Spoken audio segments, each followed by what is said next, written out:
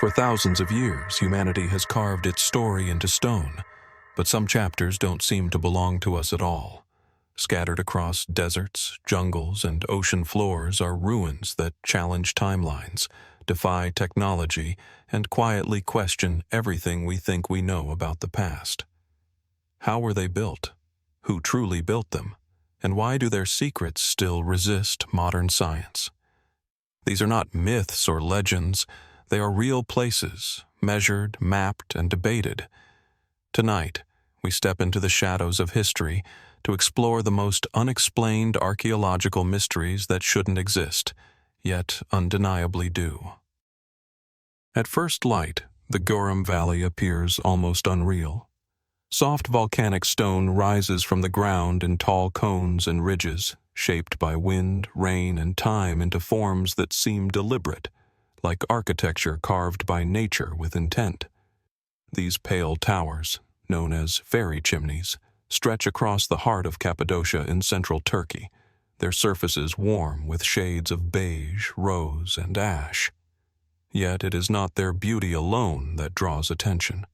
It is what lies within them.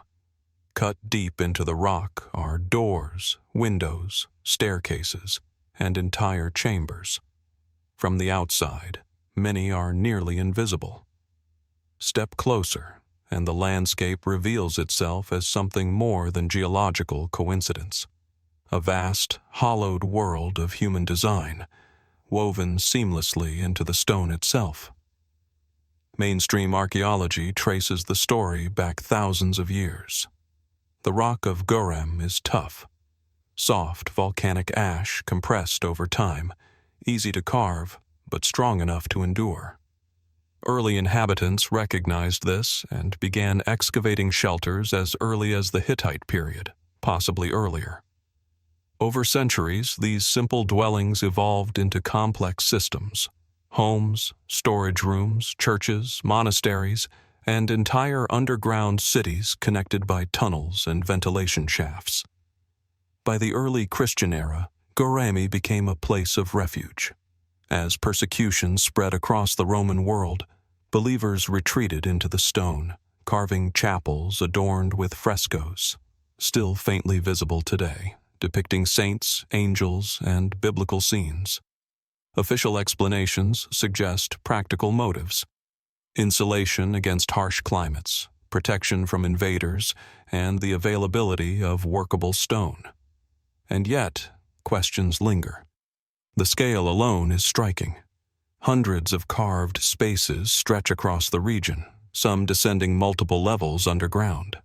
Narrow passages twist into hidden chambers designed to be sealed from the inside with massive stone doors. Air shafts run with surprising efficiency, supplying oxygen deep below the surface. The precision of these systems raises quiet doubts. How did ancient communities, using hand tools, plan and execute such expansive designs without written blueprints or modern engineering knowledge? Some chambers appear unused, their purpose unclear. Others are positioned in ways that suggest deliberate alignment, catching light at specific times of day or oriented toward distant landmarks. Were these choices purely practical, or did they carry symbolic or ritual meaning now lost to time? More speculative theories emerge at the edges of accepted history. A few researchers suggest that the earliest carvings may predate known civilizations in the region, later adapted by those who came after. Others point to the possibility of Göreme being more than a refuge, perhaps a long-term, self-sustaining environment designed to withstand prolonged catastrophe, whether invasion, climate instability, or something less defined. There are also questions of continuity. The structures were not built all at once. They evolved across centuries, even millennia. How was knowledge passed down so consistently? Why do construction techniques remain remarkably uniform across vast distances? And what prompted generations to continue building inward, deeper into the earth, instead of outward? Local legends speak quietly of hidden levels yet to be discovered, sealed chambers known only to the earliest inhabitants. Modern surveys suggest there may still be unexplored sections beneath Göreme, collapsed or intentionally concealed. The ground, after all, is riddled with voids, some mapped, many not. Standing within these carved walls, sound behaves strangely. Voices soften. Footsteps echo briefly, then vanish. The stone seems to absorb time itself, leaving only questions behind. Göreme is not a ruin frozen in a single moment, but a living record of human adaptation, belief, and endurance, layer upon layer of intention carved into a fragile landscape. Whether the Göreme rock structures are simply the result of ingenuity meeting opportunity, or evidence of something more complex and still poorly understood, remains open to interpretation. What is certain is that they continue to resist easy explanation. And as more of Cappadocia's hidden spaces slowly come to light, one can't help but wonder how much of this stone-bound world still waits, unseen beneath the surface. From the carved silence of Göreme, where humanity learned to disappear into stone, the story now shifts across continents, toward a landscape just as remote, just as deliberate, and no less difficult to explain. Here, instead of volcanic valleys, the mystery rises from cloud-draped mountains. High in the Peruvian Andes, where steep ridges fracture the horizon and mist drifts endlessly through deep green canyons, lies Choquequirao. Its name, often translated as Cradle of Gold, feels both poetic and restrained for a site so vast, so carefully hidden, and so rarely seen. Perched more than 3,000 meters above sea level, Choquequirao does not announce itself. It reveals itself slowly to those willing to endure days of travel along narrow mountain paths carved into unforgiving terrain. When the clouds part, terraces emerge, layered, geometric, and improbably precise. Stone stairways climb sharp slopes with quiet confidence. Platforms, plazas, and ceremonial spaces unfold across the mountainside as if shaped to the land rather than imposed upon it. At first glance, comparisons to Machu Picchu are inevitable, yet Choquequirao is larger in scale, more isolated, and far less understood. Archaeologists widely agree that Choquequirao was built by the Inca, likely during the late 15th century. Its construction aligns with known Inca techniques: finely cut stone fitted without mortar, agricultural terraces designed to manage erosion, and complex water channels that still function centuries later.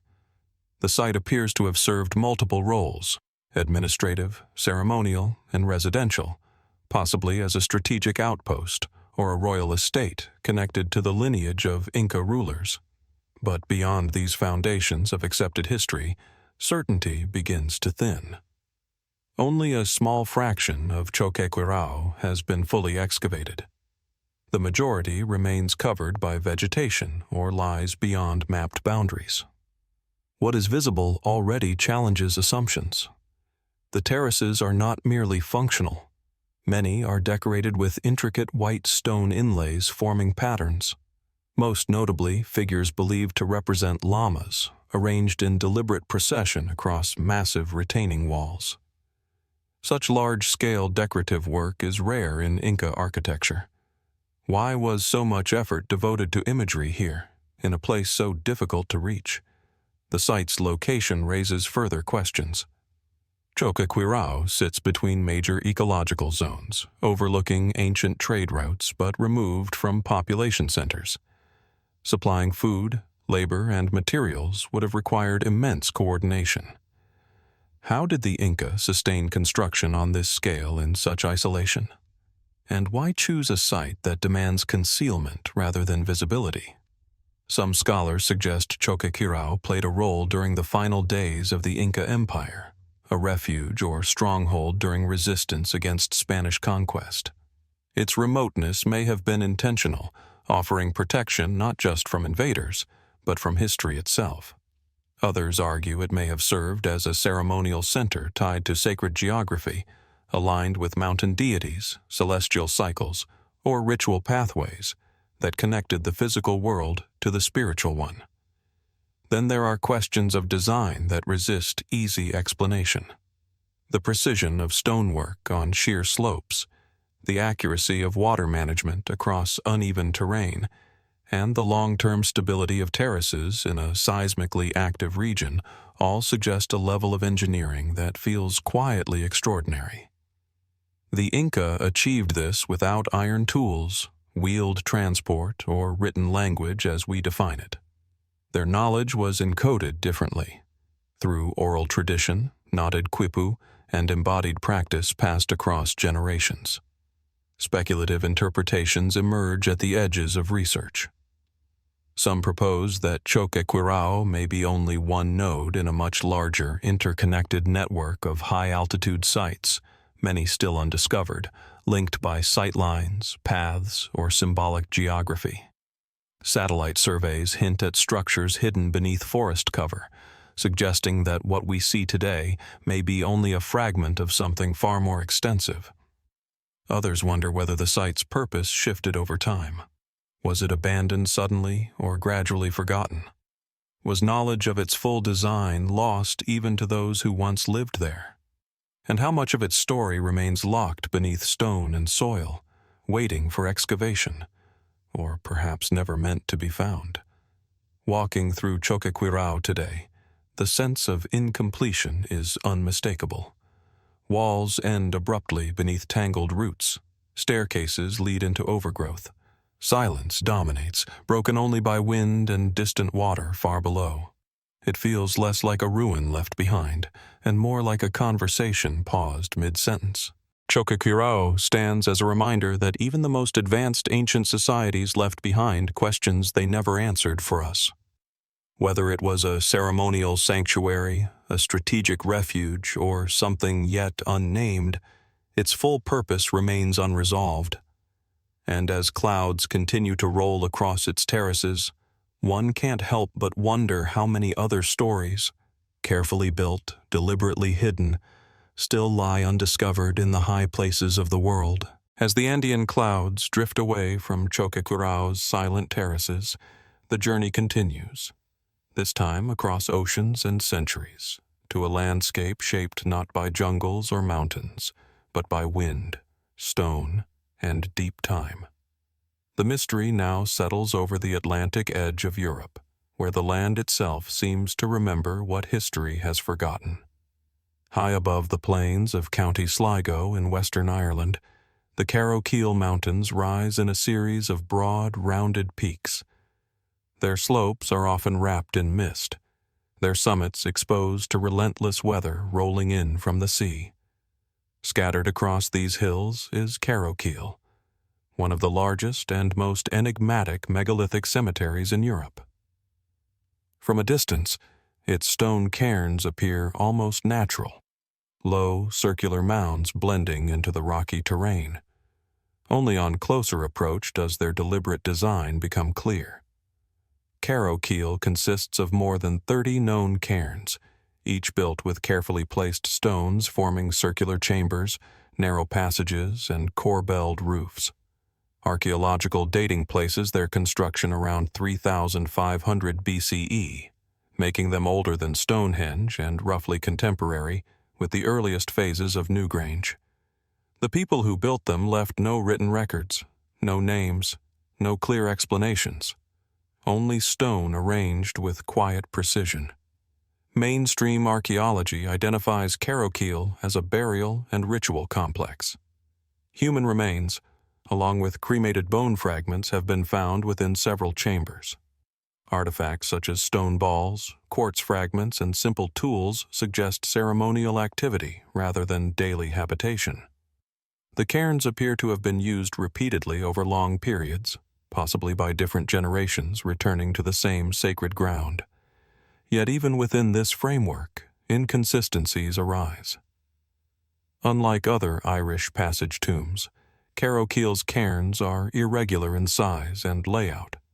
Some chambers are large and symmetrical, while others are narrow and asymmetrical, as though built to different plans, or perhaps different purposes. Many are positioned at elevations that offer expansive views of the surrounding landscape, including distant mountain ranges and the Atlantic coastline. This choice of placement seems intentional, but its meaning remains uncertain. One of the most striking features of Carrowkeel is its alignment. Several cairns appear oriented toward specific points on the horizon, particularly the setting sun during certain times of year. While not as precisely aligned as Newgrange's famous winter solstice passage, these orientations suggest an awareness of celestial cycles. Was Carrowkeel a kind of calendar? A place where the movement of the sky was observed and woven into ritual practice? The stonework itself raises further questions. Massive boulders were transported uphill and arranged without mortar, forming stable structures that have endured for over 5 millennia. The builders lacked metal tools, wheeled transport, or domesticated beasts of burden. How did small Neolithic communities organize the labor required to move and position such stones? And why commit so much effort to structures that were never meant for the living? Some researchers propose that Carrowkeel functioned less as a cemetery in the modern sense, and more as a liminal space, a threshold between worlds. The narrow entrances force visitors to crawl inward, leaving light behind. Inside, the chambers are dark, enclosed, and acoustically still. The experience is physical, almost ritualistic. Was this descent meant to mirror a journey? Into the earth, into memory, or into something unseen? Speculative interpretations extend even further. Quartz fragments found at several cairns may have been deliberately placed to catch light or reflect moonlight during specific conditions. Others suggest that sound played a role, with the stone chambers amplifying or dampening echoes in ways that could induce altered states of perception. These ideas remain unproven, but they persist precisely because conventional explanations feel incomplete. Carrowkeel also differs from its more famous counterparts in what it lacks.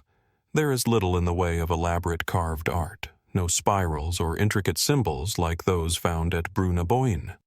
This absence invites interpretation. Was meaning expressed through form rather than decoration? Through placement, orientation, and experience rather than imagery? Much of Carrowkeel remains unexcavated. Early archaeological work in the 20th century was limited and, by modern standards, invasive. Today, large portions of the site are intentionally left untouched. Beneath the grass and stone, there may be undiscovered chambers, artifacts, or clues that could reshape understanding, but also disturb something meant to remain intact. Standing among the cairns, the wind is constant. The stones are cold, their surfaces worn smooth by centuries of weather. There is no sense of finality here, no clear narrative imposed by plaques or pathways. Instead, Carrowkeel offers fragments of belief, of ritual, of intention, without explanation. Was this a sacred gathering place for the dead, a ceremonial observatory, or a symbolic map of a worldview now lost? Or did it serve a purpose that modern language no longer has the words to describe?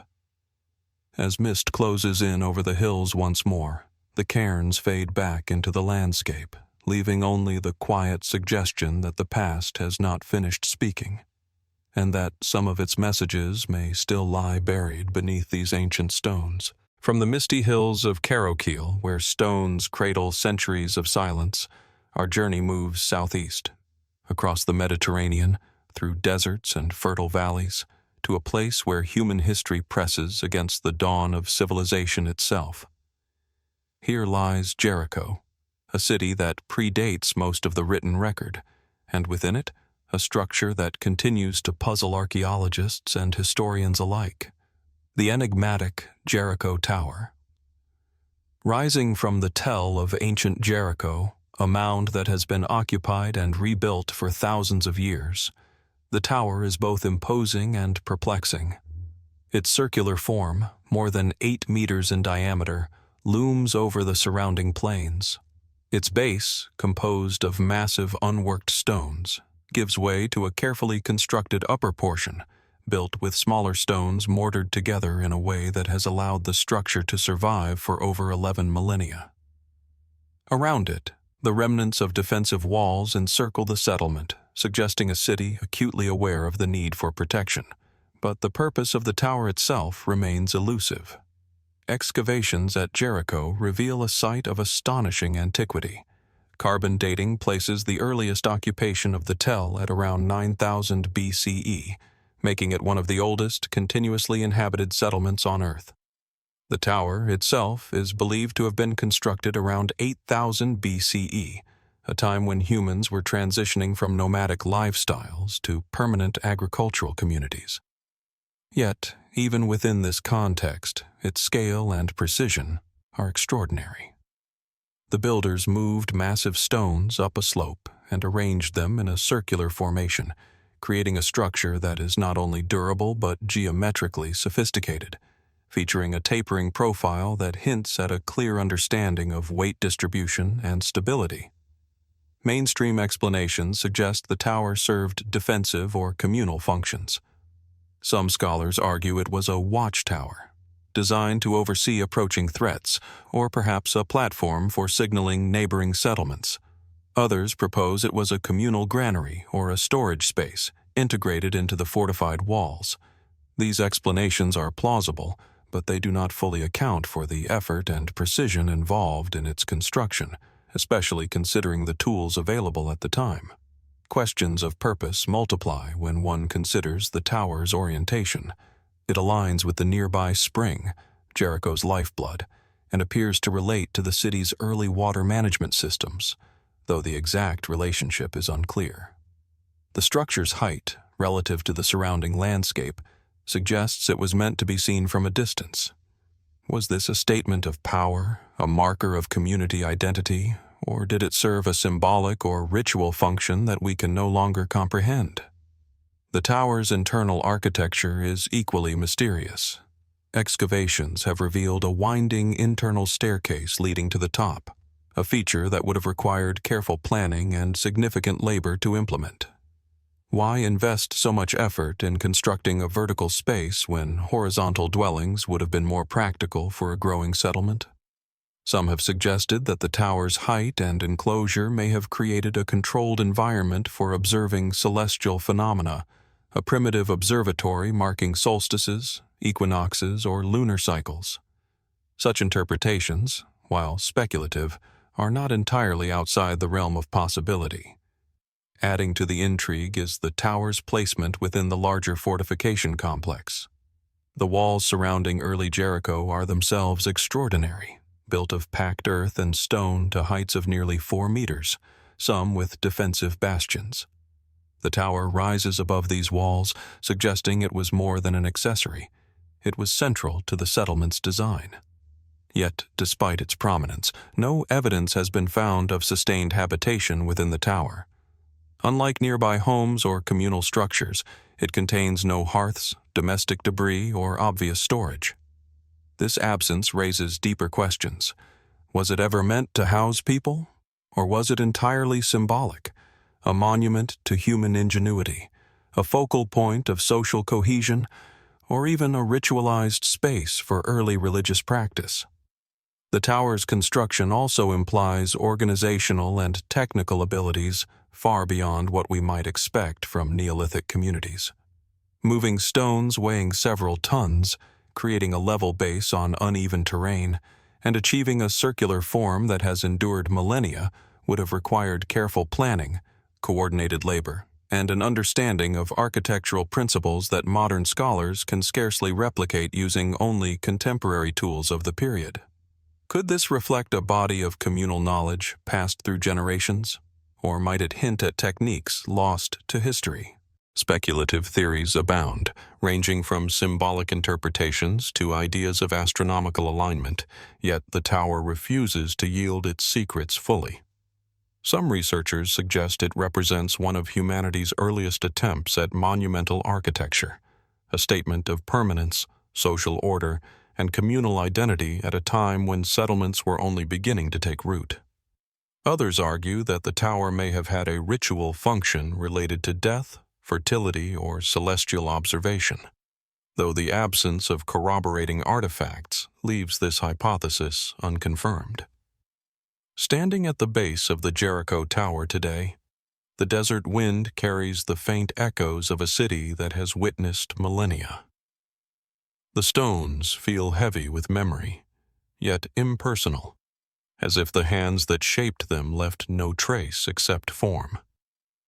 Sunlight traces the circular walls, highlighting the precision of construction and the mystery of intention. From this vantage point, it is easy to imagine generations of early humans climbing the staircase, looking outward, measuring the world, contemplating their place within it, and yet leaving no words behind to explain what they saw or why they built it so carefully. The Jericho Tower persists as a testament to ingenuity, endurance, and unanswered questions. Was it a functional fortress, an astronomical observatory, a sacred monument, or some combination beyond our understanding?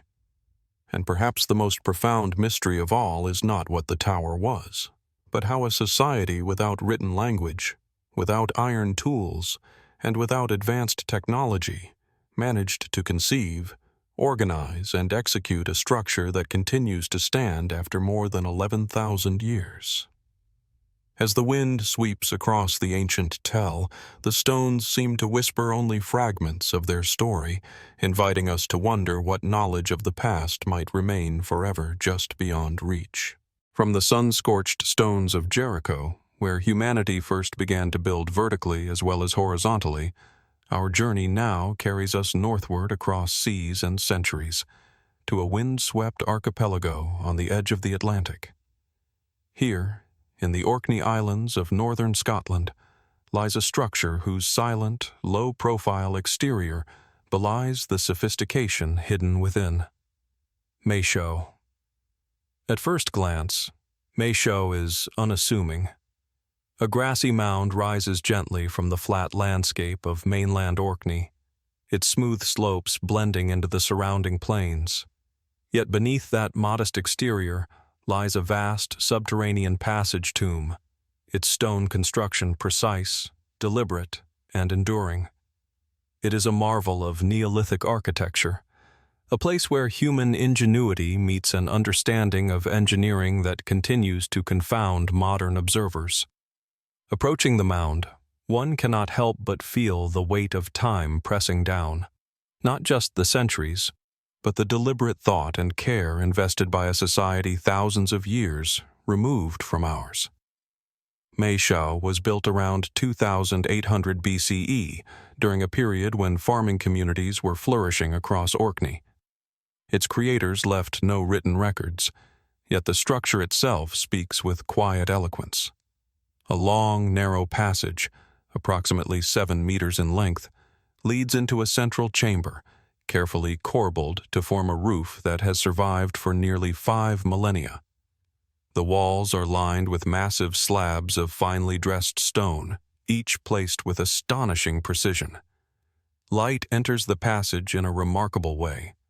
During the winter solstice, the setting sun illuminates the chamber with perfect alignment, casting a golden path deep into the heart of the tomb.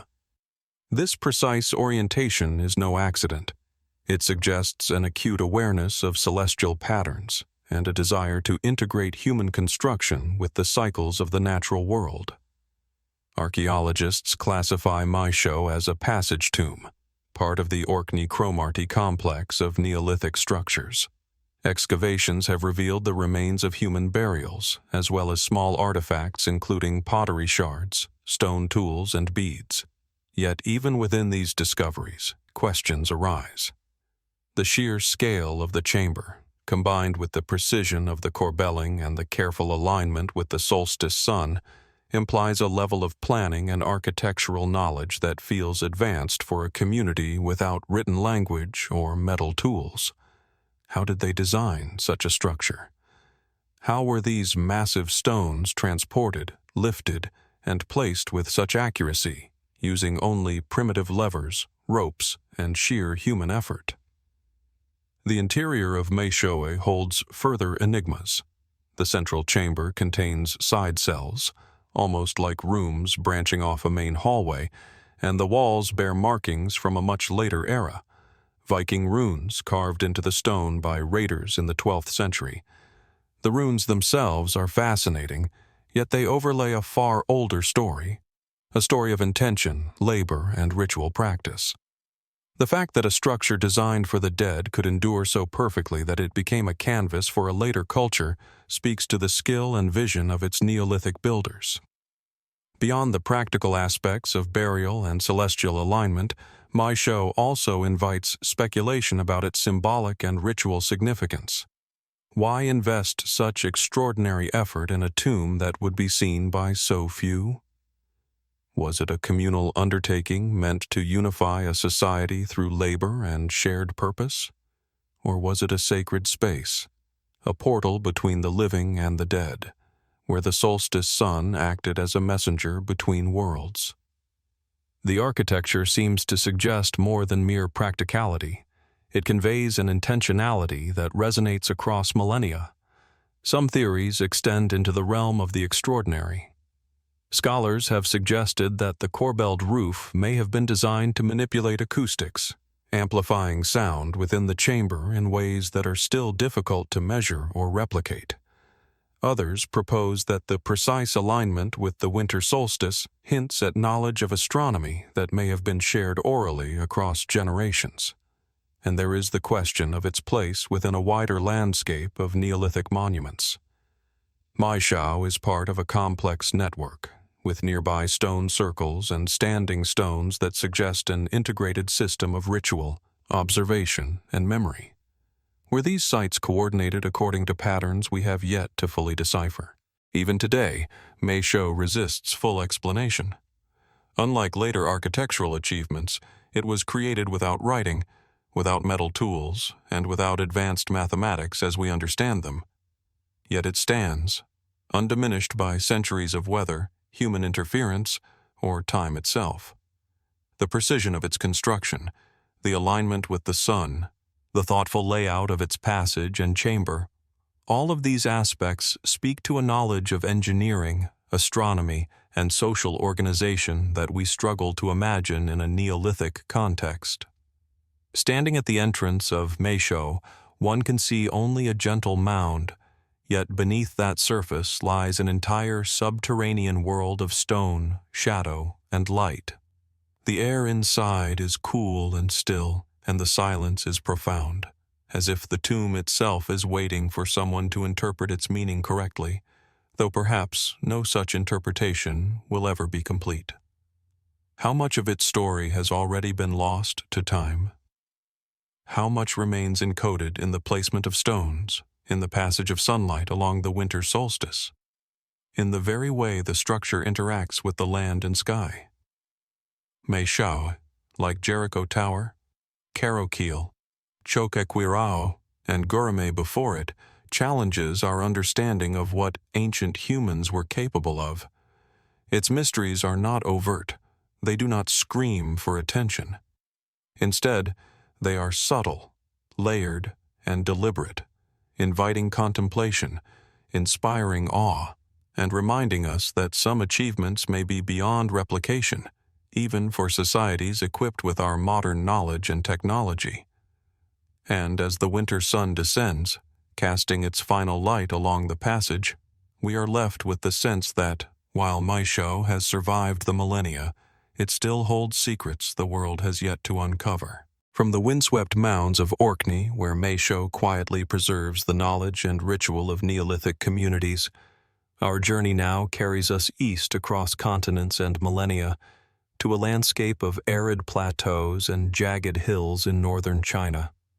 Here, amidst the Loess Plateau, rises Shimao, an ancient city whose stone walls and massive fortifications challenge our understanding of early urban development. Unlike tombs or towers, Shimao is a sprawling settlement, a living city frozen in time, and yet much about it defies explanation. Approaching Shimao today, The site resembles a series of concentric terraces carved into the natural ridges of the plateau. From a distance, it seems almost organic, as though the hills themselves have been sculpted into a fortified settlement. But closer inspection reveals the deliberate work of human hands. Enormous stone walls, some over 10 meters wide, stacked with precision to create both defensive and ceremonial spaces. Massive gates, watchtowers, and platforms punctuate the walls, forming a network of access points that would have required extraordinary coordination to construct and maintain.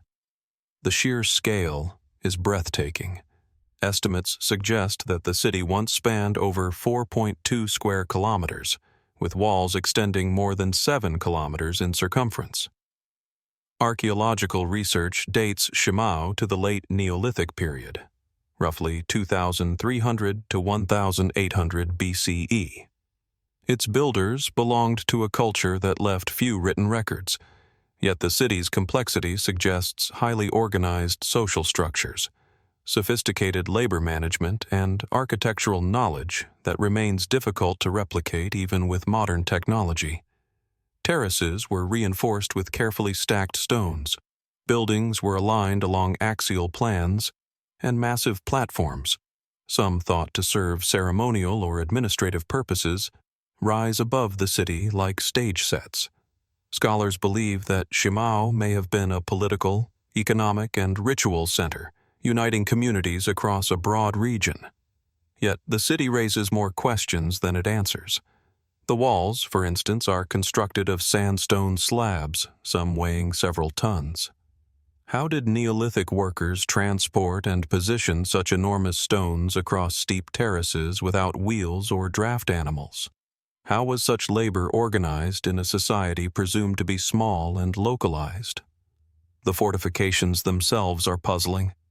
While formidable, they do not conform to the simple defensive logic seen in later fortresses. Many walls feature layered platforms, intricate gates, and channels that may have been used to regulate movement, observation, or even ritual processions. The interplay between utility and ceremony is striking, leaving open the question, was Shimao built primarily for defense or for display, symbolism, and social cohesion? Inside the walls, evidence of daily life coexists with enigmatic spaces that suggest ritual significance. Excavations have uncovered remains of residential compounds, storage pits, and communal areas alongside enormous stone platforms that are unlikely to have served practical purposes alone. The largest platform, known as the Heart of Shimao, rises nearly 15 meters above the surrounding terraces and is capped with massive stone slabs precisely fitted together, leaving no gaps. The level of craftsmanship hints at architectural knowledge and skill that would be difficult to replicate even today, challenging assumptions about the technological capacity of Neolithic societies in the region. Other mysteries emerge when examining the city's layout. Shimao is arranged with an apparent awareness of topography, celestial observation, and symbolic orientation. Some researchers suggest that certain walls and platforms align with lunar cycles or cardinal directions, though the purpose remains speculative. Furthermore, jade artifacts, stone blades, and large-scale decorative masks discovered at the site hint at a society that was as invested in ritual and symbolism as in practical survival. Could these objects have served ceremonial purposes linked to the structures themselves? Or might they indicate a level of social complexity, elite classes, religious functionaries, or specialized labor that has left no parallel in contemporary settlements? Speculation extends even further. Some archaeologists note the similarity of Shimao's massive stonework to later Bronze Age fortifications, prompting questions about the transmission of architectural knowledge across generations and regions. Others wonder whether Shimao functioned as a regional hub not only for administration and trade, but also for ritual gatherings, ceremonies, or astronomical observation. The terraces, platforms, and monumental walls may have communicated social hierarchy, cosmological understanding, or political power in ways that written records cannot capture. Yet, despite its size and apparent sophistication, Shimao was eventually abandoned. The reasons remain unclear. Did environmental changes, resource depletion, or conflict prompt the exodus? Or did shifts in political or ritual power render the city obsolete? Today, much of Shimao lies buried beneath centuries of loess, waiting for further excavation. Even with modern archaeological methods, only a fraction of the city has been explored, leaving vast terraces, platforms, and subterranean areas still concealed from view. Walking among the remnants, one is struck by the scale and precision of the construction. The walls rise imposingly, weathered yet unbowed. The terraces hint at carefully planned urban organization, and the platforms seem almost sculptural, massive art pieces in stone, deliberately designed to endure. Shimao challenges our assumptions about what Neolithic societies could accomplish. Its construction, organization, and potential ceremonial complexity raise a quiet but persistent question. How did a society without metal tools, wheeled transport, or written language conceive and execute such a monumental, intricately planned city? Shimao is a place of contradictions. It is at once practical and ceremonial, monumental and intimate, defensive yet symbolic. Its mysteries are not just technical, they are cultural, social, and perhaps even spiritual. The city invites reflection on the ingenuity, ambition, and vision of its builders, while simultaneously reminding us of the limits of our understanding. How many terraces, platforms, and structures remain hidden beneath soil and stone, awaiting discovery? How much knowledge of the people who built Shimao has been lost to time? And, most compellingly, how did they achieve something that feels so impossibly advanced, yet was created more than 4,000 years ago, long before civilizations we often consider advanced had even emerged? Standing on one of Shimao's terraces today, with the wind whipping across the Loess Plateau, the scale of human ambition becomes tangible. The stones themselves seem to radiate an unspoken message, that the past was capable of marvels that challenge our present understanding. And, as the sunlight fades, casting long shadows across walls and platforms, one is left with the enduring sense that, while much has been revealed, the heart of Shimao's mysteries, the purpose, the planning, the people, remains quietly, defiantly unsolved. From the windswept terraces of Shimao, where Neolithic builders sculpted stone into a city of monumental scale, our journey now carries us westward across the Mediterranean to the rugged landscapes of Sardinia. Here, amidst rolling hills, ancient forests, and windswept plateaus, rises Monte Baranta, a site whose enigmatic stone structures and carved rock formations hint at a civilization capable of extraordinary feats, yet remain shrouded in mystery. Monte Baranta is not immediately recognizable as a city in the traditional sense. From a distance, it appears as a natural hill, its slopes dotted with massive boulders and terraces that seem to flow organically with the landscape. But closer inspection reveals deliberate construction. Enormous stone blocks carefully stacked into walls, platforms, and enclosures, intricate channels carved into bedrock, and rows of standing stones whose arrangement suggests patterns beyond mere randomness. The entire site seems to emerge from the land itself, yet with an intention that cannot be dismissed as accidental. Archaeologists date Monte Baranta to the Bronze Age, associated with the Nuragic civilization of Sardinia, though some features may be older, hinting at an even earlier phase of occupation.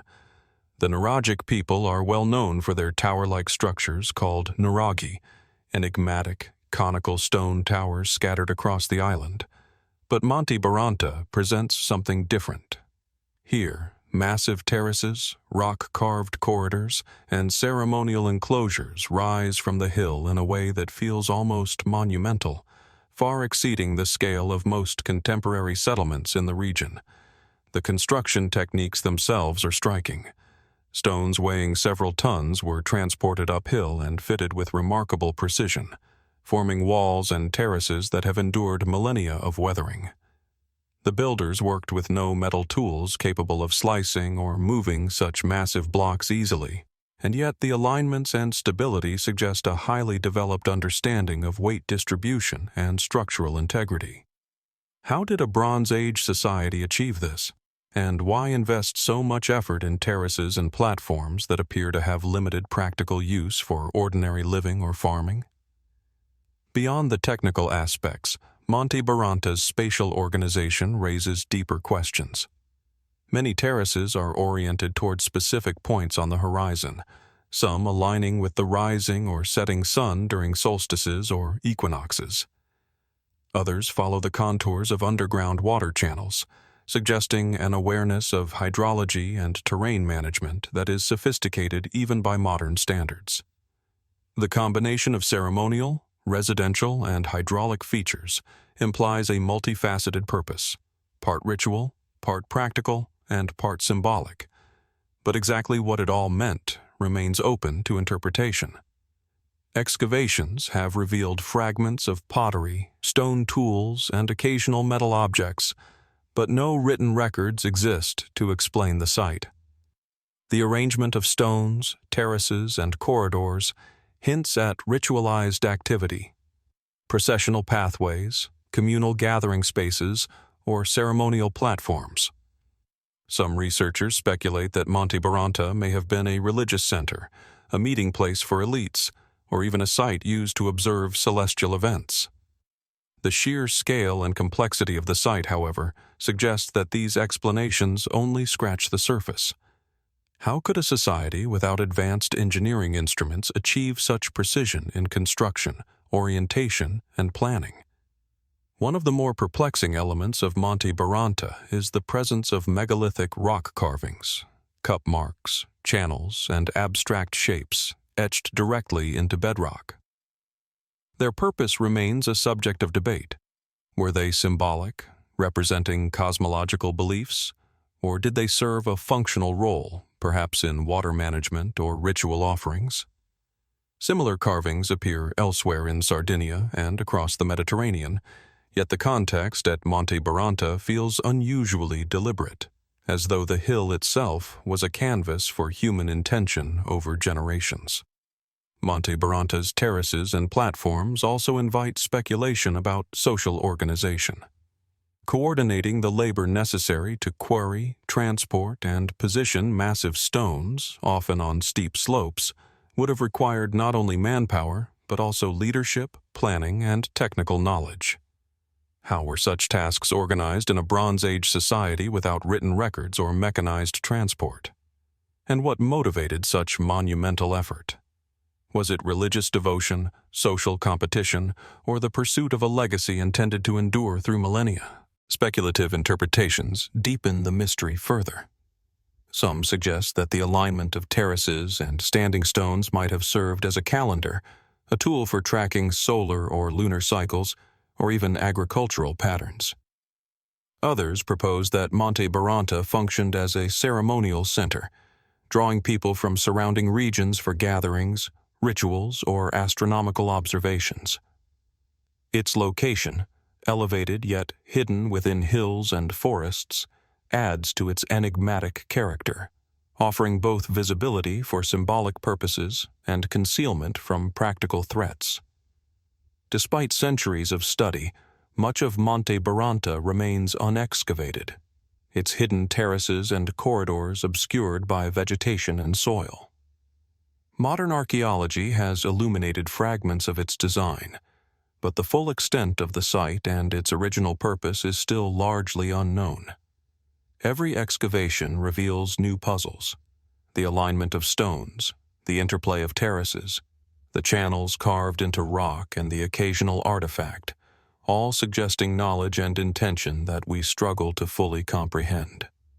Walking across the hill today, the silence is profound. Wind sweeps over terraces worn smooth by time. Shadows play across standing stones, and the scale of human effort becomes tangible. Monte Baranta is a place of contradictions, monumental yet intimate, functional yet symbolic, natural yet meticulously engineered. It challenges assumptions about the capabilities of Bronze Age societies and invites us to consider questions that may never be fully answered.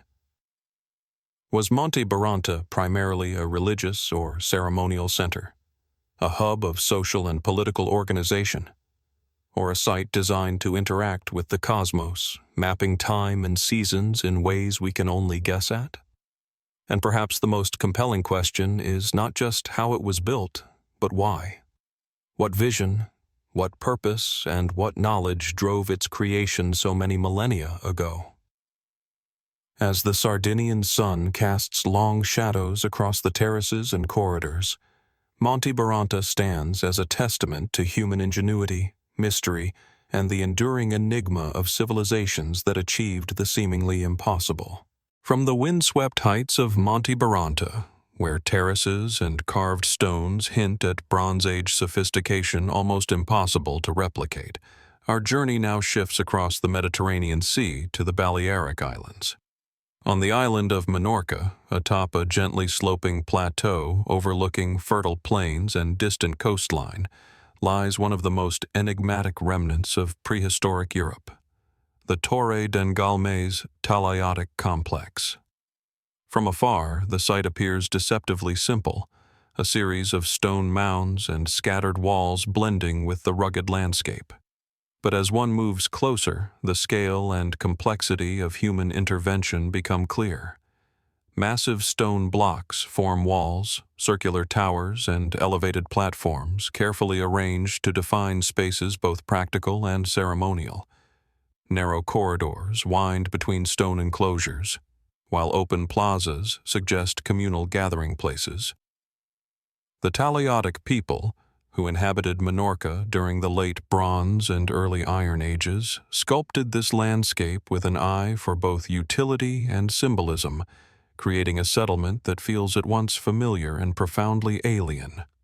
Archaeologists date Torre den Galmés to around 1000 to 300 BCE, during the Talaiotic period. The site covers more than 9 hectares, making it one of the largest known Talaiotic complexes in the Balearics. Its inhabitants left no written records, and yet the structures themselves convey a sense of social organization, technical skill, and spatial awareness that challenges our understanding of prehistoric communities. Circular towers, or talaiots, punctuate the landscape, rising from terraces as if to observe both land and sky. Some measure over 4 meters in height, composed of carefully stacked megalithic blocks, many weighing several tons. How were these stones transported, positioned, and leveled with such precision, using only primitive tools and human effort? Mainstream interpretations suggest the towers served defensive or communal purposes, acting as watch points over surrounding territory or as symbolic centers of social cohesion. Yet these explanations do not fully account for the complexity of the site. The towers are positioned with remarkable consistency, often overlooking multiple terraces, enclosures, and open plazas. Their alignment, while subtle, hints at careful observation of the surrounding landscape, perhaps to monitor movement, coordinate gatherings, or mark solar or lunar cycles. Was their placement purely practical, or did it carry ritual or cosmological significance, lost to time? The settlement's layout raises further questions. Enclosures are not uniform, some are compact and circular, while others are irregular, adapting to the contours of the plateau. Narrow corridors suggest controlled movement, directing inhabitants along specific paths. Platforms and open spaces are oriented to optimize visibility across the site and toward distant landmarks. The effort required to design and build such a settlement implies a level of planning, communal labor, and organizational skill that modern observers still find remarkable. How did the Talaiotic people coordinate the construction of walls, towers, and terraces on this scale without advanced surveying tools? Excavations have revealed traces of domestic life, pottery fragments, stone tools, and remnants of food storage, indicating that Torre den Galmés was not only a ceremonial center but a lived-in community. Yet the site also contains enigmatic features that resist practical explanation. Certain talaiots appear oversized for their presumed defensive role, and some enclosures contain peculiar stone arrangements that may have served symbolic or ritual purposes. Channels carved into bedrock hint at sophisticated water management or ritualized use of water, while elevated platforms could have functioned as observation points for celestial events. Could these structures represent an early integration of architecture, astronomy, and ritual, a synthesis now lost to modern understanding? The precision of construction is striking. Massive stones are fitted together with tight joints, and terraces are leveled with care, creating stability across uneven terrain. The skill required suggests knowledge of engineering and geometry, yet no evidence of formal measurement tools has been found. Did the Talaiotic people rely on trial and error, oral tradition, or a form of embodied knowledge passed through generations? And if so, how was such specialized expertise preserved and transmitted in a society without written language? Speculative interpretations extend into the symbolic. Some researchers propose that the placement of towers and enclosures may encode cosmological knowledge, tracking lunar cycles, solstices, or solar positions. Others suggest that certain talaiots could have served as ceremonial centers for elite families or religious leaders, their prominence asserting social hierarchy or territorial authority. The interplay of domestic, defensive, and ritual spaces implies a society deeply conscious of both material and symbolic needs, weaving together everyday life and metaphysical concerns in stone. Yet much of Torre den Galmés remains unexplored or partially obscured by vegetation and centuries of weathering. While archaeologists have mapped terraces, towers, and enclosures, the full extent of the site's underground structures, possible water channels, or hidden chambers remains uncertain. How many stories, rituals, and knowledge are still buried beneath the stones? And how many of the Talaiotic techniques, lost over millennia, would challenge even modern builders attempting to replicate them today?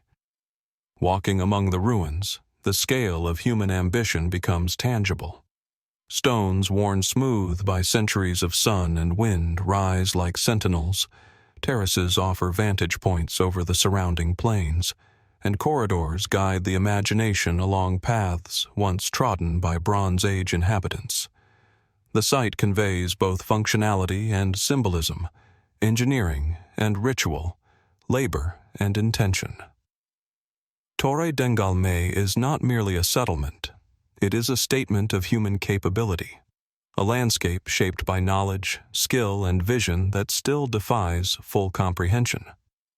Was Torre den Galmés primarily a defensive stronghold, a ceremonial hub, or a complex combination of social, political, and ritual functions? Did the Talaiotic people intend for these structures to be seen, experienced, or revered in ways we can no longer understand? And perhaps most provocatively, how did a society without writing, without iron tools at the beginning of the period, and without mechanized technology, achieve construction of such scale and precision? As the sun dips behind the hills of Minorca, casting long shadows across terraces, towers, and corridors, Torre den Galmés remains a silent witness to human ingenuity. Its mysteries linger, not in grandiose spectacle, but in the subtlety of design, the careful placement of stones, and the enduring question of intent. And as the wind sweeps across the plateau, one is left with the quiet, persistent thought that some knowledge of the past, crafted in stone, deliberately hidden, or encoded in ways we have yet to understand, may remain forever beyond our reach. From the windswept terraces of Torre den Galmés, where Talaiotic architects sculpted stone into towers, corridors, and ceremonial platforms, our journey now drifts across the northern edge of the Atlantic to the rolling landscapes of Brittany, France. Here, amidst meadows, small woodlands, and gently undulating hills stands a monument that has captivated generations for its scale, precision, and the air of mystery surrounding its origin. The Dolmen de la Roche-aux-Fées. From a distance, the dolmen appears deceptively modest, a mound of earth punctuated by massive stone slabs jutting skyward. Yet as one approaches, the scale and sophistication of this Neolithic tomb become impossible to ignore. The structure consists of a long passage, over 20 meters in length, roofed by enormous capstones each weighing several tons, supported by carefully arranged upright stones. The Dolmen's passage is perfectly aligned to capture the light of the rising sun at certain times of the year, a feature that hints at deliberate astronomical awareness. The very air here seems charged with centuries of intention, as if the stones themselves hold memory of those who built them. Dolmen de la Roche-aux-Fées dates to approximately 3000 BCE, during the late Neolithic period, when communities across Brittany were establishing ritual sites and monumental tombs. Archaeologists classify it as a passage grave, one of the largest of its kind in Western Europe. Excavations have revealed traces of human remains, pottery shards, and stone tools, evidence that the dolmen functioned as a communal burial site. Yet, even within this framework, the monument presents enigmas. The sheer size of the capstones, some over 20 tons, raises questions about the logistics of construction. How were these stones quarried, transported across miles of terrain, lifted, and precisely placed without the aid of wheels, metal tools, or draft animals? Mainstream interpretations emphasize the dolmen's funerary and ceremonial purpose. Its elongated passage may have allowed light to penetrate deep within, creating an interplay of shadow and illumination that marked specific calendrical events. Some suggest it functioned as a ritual theater, where the living could commune with the ancestors through carefully choreographed movement along the passage. Others posit that the alignment of stones may reflect an early understanding of solstices and the changing seasons, a practical guide for agricultural societies interwoven with spiritual observance. Yet the dolmen resists simple explanation. Unlike smaller, more modest burial sites, Dolmen de la Roche-aux-Fées required enormous communal effort, meticulous planning, and precise engineering, far exceeding the apparent needs of a small farming community. Was its construction primarily a social endeavor, designed to unify and organize communities around a shared monumental goal? Or did the Neolithic builders imbue the structure with symbolic or spiritual significance that is now lost to us, a message encoded in stone for those initiated into their worldview? The passage itself deepens the mystery. Its roof slabs are so perfectly fitted that rainwater drains efficiently along channels carved into the supporting stones. The corridor's width remains remarkably consistent over its length, while the vertical alignment ensures stability under the immense weight of the capstones. Achieving this with Neolithic technology would have required extraordinary skill and coordination. How was knowledge of geometry, load distribution, and material properties transmitted among builders with no written language? And why commit such effort to a structure intended primarily for the dead? Some researchers have noted that the dolmen may have been part of a larger landscape of ritual significance. Its location appears carefully chosen.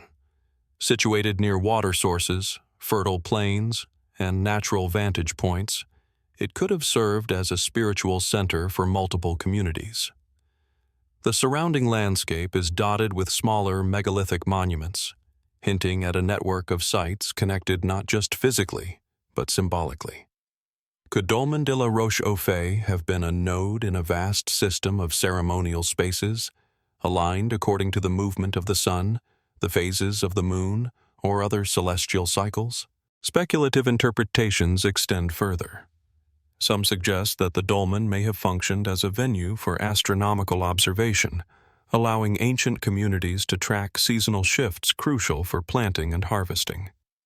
Others propose that its design incorporates encoded knowledge, mathematical, geometric, or cosmological, embedded in the dimensions, angles, and orientation of its stones.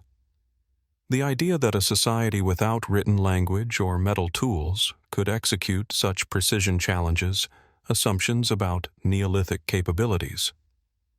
The dolmen also raises questions about the social organization of its builders. Coordinating the transport, placement, and alignment of stones weighing multiple tons required leadership, planning, and sustained labor over months or years. Were these communities larger and more hierarchically organized than previously believed? Or does the monument reflect a communal intelligence, shared across generations, that we are only beginning to grasp? Today, walking along the passage of Dolmen de la Roche-aux-Fées, the experience is both intimate and humbling. Sunlight filters through the entrance, illuminating the stone's worn surfaces, and the silence of millennia presses against the imagination. It is easy to sense the weight of human effort, the devotion invested in each carefully positioned slab, and the unspoken intentions of those who shaped the landscape to reflect their beliefs and needs. Dolmen de la Roche-aux-Fées, like Torre den Galmés, Monte Baranta, Shimao, Maeshowe, and Jericho Tower before it, challenges our understanding of what prehistoric societies were capable of achieving.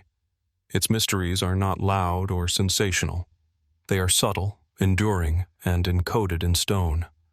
Was it a communal burial site, a ceremonial theater, a celestial observatory, or a combination of these functions beyond our comprehension? And most compellingly, how did Neolithic communities, with limited technology and no written record, conceive and execute a structure of such scale, precision, and enduring power? As evening descends over Brittany, casting long shadows across the dolmen's ancient stones, one is left with a profound sense of wonder. Dolmen de la Roche-aux-Fées stands as a silent testament to human ambition, ingenuity, and mystery, a place where the past continues to speak in the language of stone, inviting us to ask questions that may never be fully answered. How much of its story remains hidden, encoded in the placement of each capstone, the alignment of its passage, and the surrounding landscape?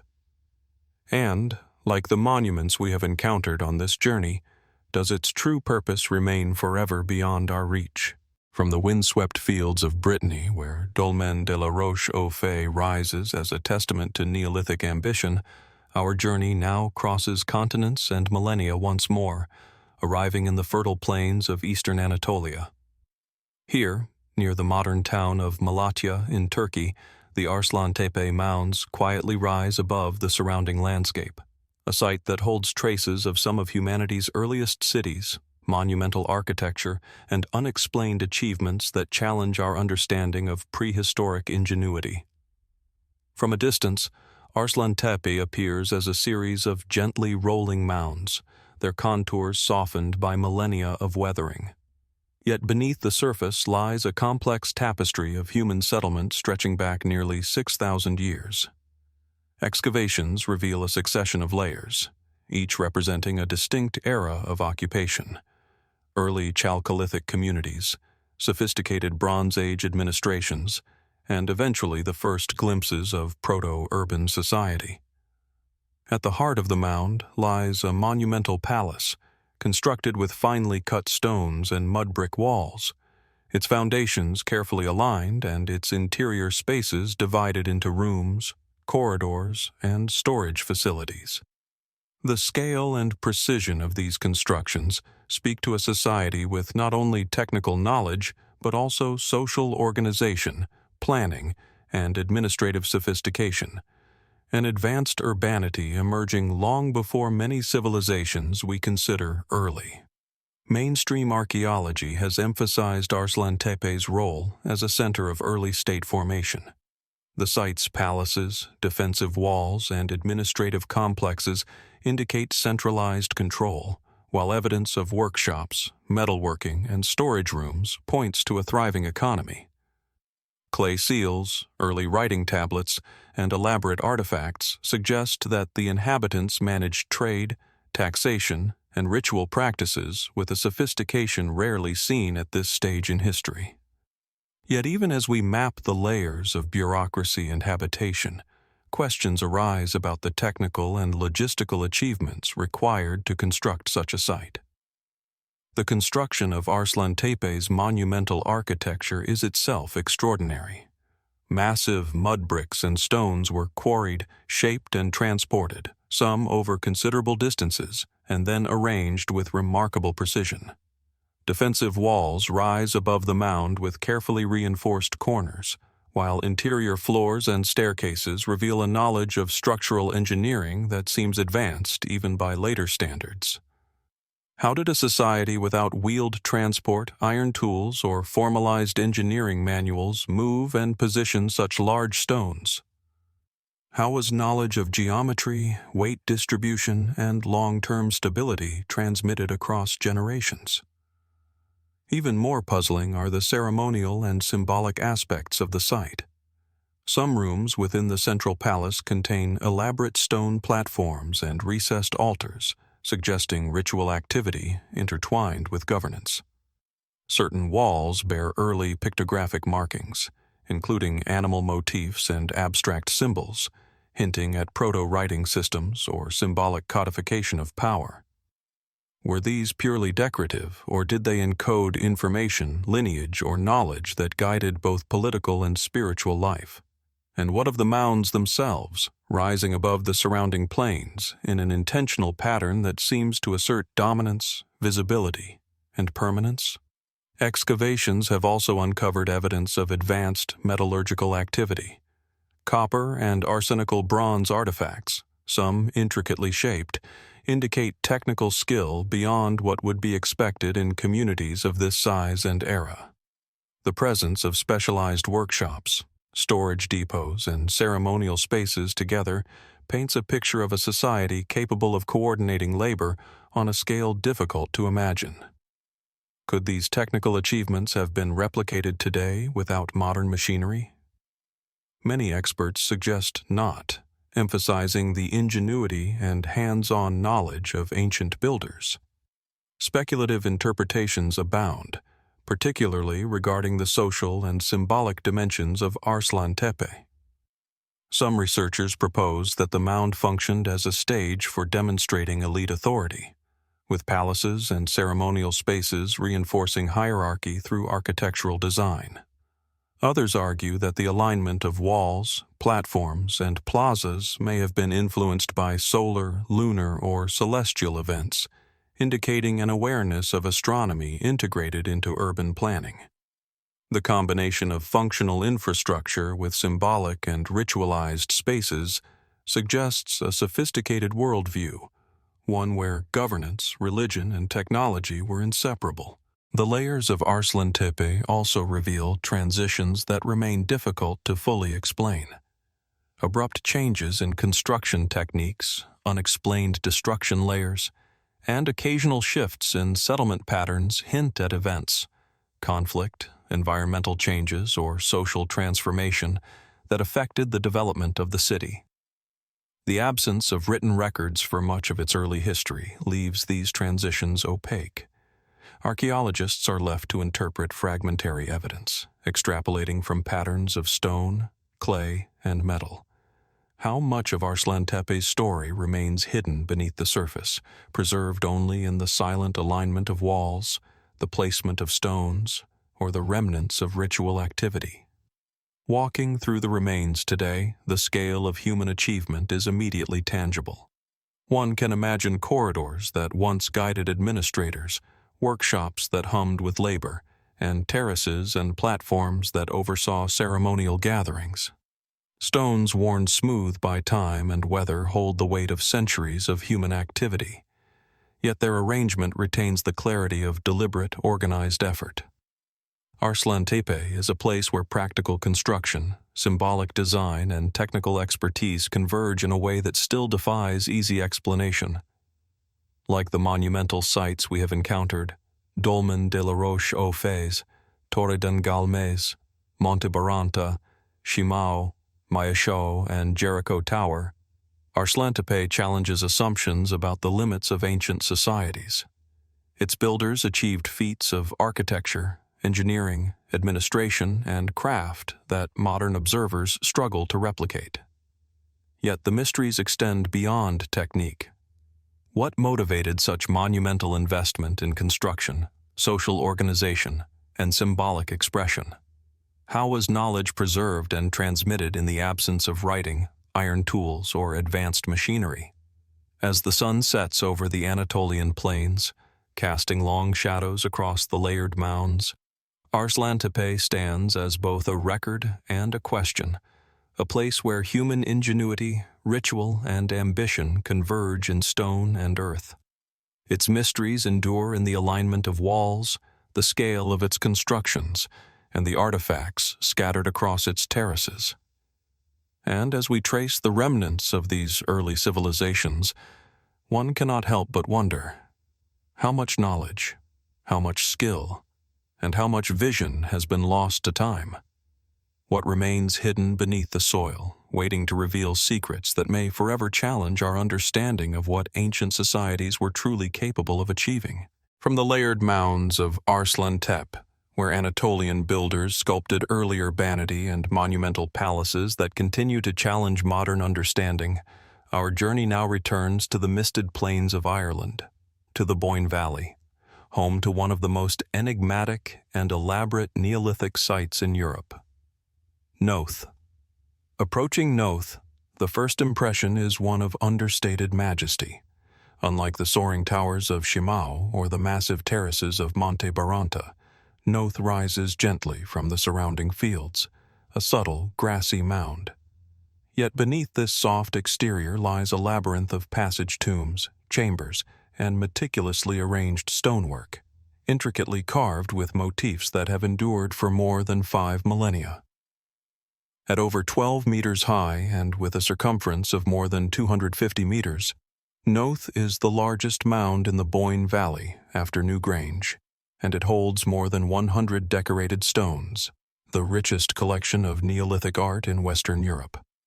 Archaeological dating places Knowth's construction around 3200 BCE, contemporary with Newgrange and Douth. Like its neighbors, it was built as a passage tomb, yet its complexity surpasses expectation. 2 large passages pierce the mound, each leading to central chambers flanked by smaller recesses. The passages align with the rising and setting sun at key points in the solar calendar, suggesting that astronomical observation was central to the design. Such precision implies a deep understanding of solar cycles and architectural skill, accomplished without written records, iron tools, or advanced mathematics as we know them. Mainstream archaeology interprets Knowth primarily as a ceremonial and burial site. Excavations have revealed human remains, pottery fragments, and tools, evidence of both ritual and domestic activity. Yet these findings do not fully explain the site's ambition. The enormous effort required to transport, carve, and position the stones, along with the precise alignment of passages and chambers, suggests knowledge of engineering and astronomy that remains remarkable even today. How did communities of several thousand people coordinate the labor, quarrying, and placement of megaliths weighing several tons? How did they transmit architectural and astronomical knowledge across generations? The art of Knowth is among its most compelling enigmas. Over 100 stones bear intricate carvings, spirals, lozenges, zigzags, and meandering lines. These designs are repeated in deliberate sequences, some only visible when the stones are arranged in their original positions. What do these patterns signify? Are they symbolic, ceremonial, or mnemonic, encoding social, religious, or astronomical information? Could they represent a form of proto-writing, a visual language now lost to time? Even the techniques used to carve the stones remain mysterious. How did Neolithic craftsmen achieve such precision with rudimentary tools, shaping symbols that still hold viewers spellbound millennia later? The layout of Knowth adds another layer of intrigue. The mound contains two primary passages, one facing east and the other west, suggesting duality, perhaps life and death, sun and moon, or another cosmological concept now obscured by time.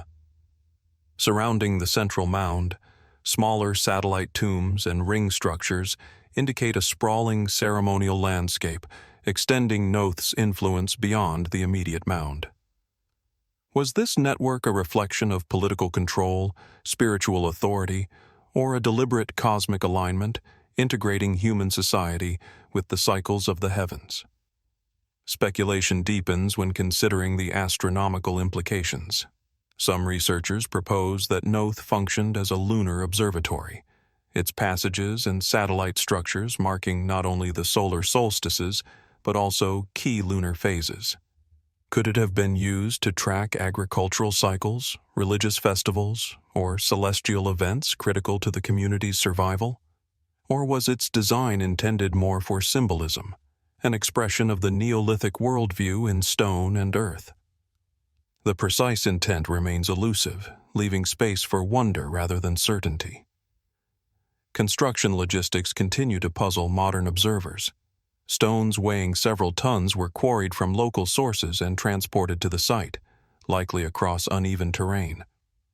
The careful placement of these stones, forming stable passages and chambers, suggests knowledge of structural engineering far beyond what we might expect from a pre-literate, pre-metal society. Was this skill the result of generations of accumulated expertise, encoded orally and practically rather than written? Or does it hint at a level of planning and social organization that still exceeds our assumptions of Neolithic capability? Even more enigmatic are the smaller recesses within the mound, some accessible only through narrow passages. Their function is unclear. Were they intended as burial niches, ritual spaces, or symbolic extensions of the larger chambers? Each stone, each carving, and each architectural decision seems deliberate, yet the overall narrative remains incomplete. The interplay of art, architecture, and astronomical alignment creates a complex language in stone, one that we are only beginning to decipher. Walking around Knowth today, the quiet grandeur of the site is palpable. The grassy mound rises gently, yet beneath it lies a hidden world of passageways, chambers, and symbols. The carvings catch the light at different angles, revealing subtle patterns that seem almost alive, as if the past itself is whispering through stone. One can imagine Neolithic communities gathering here for ritual observances, charting the movement of sun and moon, and encoding knowledge in ways that speak across millennia. Knowth, like Dolmen de la Roche-aux-Fées, Torre de Galmés, Monte Baranta, Shimao, Maeshowe, and Arslantepe before it, embodies a challenge to our understanding of prehistoric achievement. Its combination of monumental scale, precise engineering, symbolic art, and astronomical sophistication is astonishing, particularly given the technological limitations of its builders. Was it a center of ceremonial life, an observatory of the heavens, or a deliberate integration of both practical and spiritual knowledge? And perhaps the most profound question is how such knowledge, labor, and vision could have been realized without tools or writing that modern societies often consider essential. As the sun dips behind the Boyne Valley, casting long shadows over carved stones and hidden chambers, Knowth remains a silent guardian of its secrets. Its stones endure, speaking not in words but in geometry, light, and pattern, inviting us to wonder what knowledge of the world, the cosmos, and human ingenuity has been encoded here, and what mysteries may still lie hidden, waiting for the patient observer to uncover them.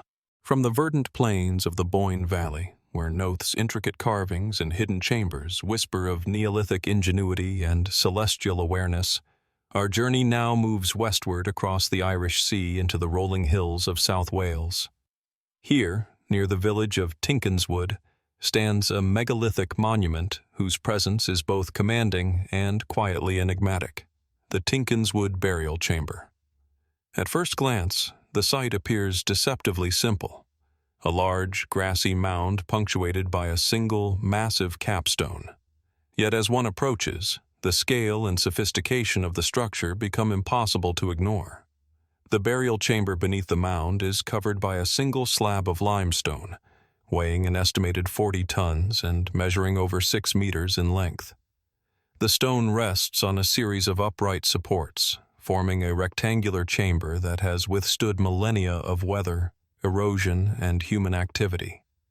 Its proportions are awe-inspiring, a testament to both technical skill and human ambition in a period we often consider primitive. Tinkinswood is dated to approximately 4000 to 3800 BCE, placing it in the late Neolithic period, contemporaneous with other monumental burial sites across the British Isles. Archaeological investigations reveal that the chamber once contained the remains of over 50 individuals, a communal burial site reflecting both reverence and ritual. Despite the practical function of housing the dead, the monument's construction raises immediate questions about capability and intent. How did communities without wheeled transport, advanced tools, or written records manage to quarry, transport, and position a single stone of such immense mass with such precision? The scale of the capstone is particularly baffling. Unlike smaller dolmens, which could be assembled with relative simplicity, Tinkinswood's chamber required a profound understanding of leverage, balance, and coordination. Was the stone raised incrementally with timber, ropes, and sheer human strength? Or were techniques employed that have been lost to time, innovations so subtle that modern engineers struggle to envision them in practical terms? The logistics alone speak to a society capable of extraordinary collaboration, planning, and technical knowledge. Beyond the practical, Tinkinswood's construction invites speculation about symbolic and ritual significance. The chamber's orientation aligns broadly with the east, perhaps in relation to the sunrise, though not as precisely as other passage tombs like Newgrange or Knowth. Was this intentional, an early attempt at integrating human architecture with celestial cycles? Or does it suggest a more symbolic than functional alignment, a means of connecting the living with the rising sun as a representation of life, renewal, or spiritual passage? The lack of inscriptions leaves these questions unanswered, yet the deliberate choice of massive stone and careful placement speaks to intention far beyond practicality. Archaeologists have also noted the chamber's acoustics. The roof slab and stone walls create a hollow resonance when sounded, amplifying vibrations in a way that could have been experienced as spiritual or ritualistic by Neolithic visitors. Did the builders anticipate such effects, or was it an accidental property of the chosen materials and design? Either possibility highlights an interaction between architecture, perception, and human experience that modern observers often overlook when considering prehistoric construction. The burial chamber's use of space is equally striking. Despite housing numerous human remains, the interior is carefully proportioned, with a clear hierarchy of placement suggesting ritualized organization. Tools and ceramic fragments found nearby indicate communal activity beyond simple interment, perhaps feasting, offerings, or ceremonies marking stages of life and death. Was Tinkinswood a sacred gathering place for the surrounding communities, a physical locus of identity, memory, and belief? Its enduring presence suggests it held importance not only for practical burial, but for the intangible aspects of society, spirituality, memory, and social cohesion. Speculative interpretations extend further. Some researchers have suggested that the massive capstone itself may have held symbolic meaning, representing permanence, protection, or cosmic power. Others have proposed that the chamber's design reflects an early understanding of physics and engineering principles, knowledge encoded in practice rather than written record. Regardless, The monument stands as a silent challenge to assumptions about what Neolithic societies were capable of, both technically and culturally. Tinkinswood's surrounding landscape adds another layer of intrigue. The monument is situated near other smaller burial sites, suggesting a network of ritualized spaces across the Vale of Glamorgan. Its position commands a subtle visibility, rising above the gentle slopes, yet integrating seamlessly into the natural topography. Was this placement intended to mark territory, signify spiritual authority, or align with other monuments in a broader ceremonial landscape? Evidence is tantalizing but incomplete, leaving space for imagination and cautious conjecture.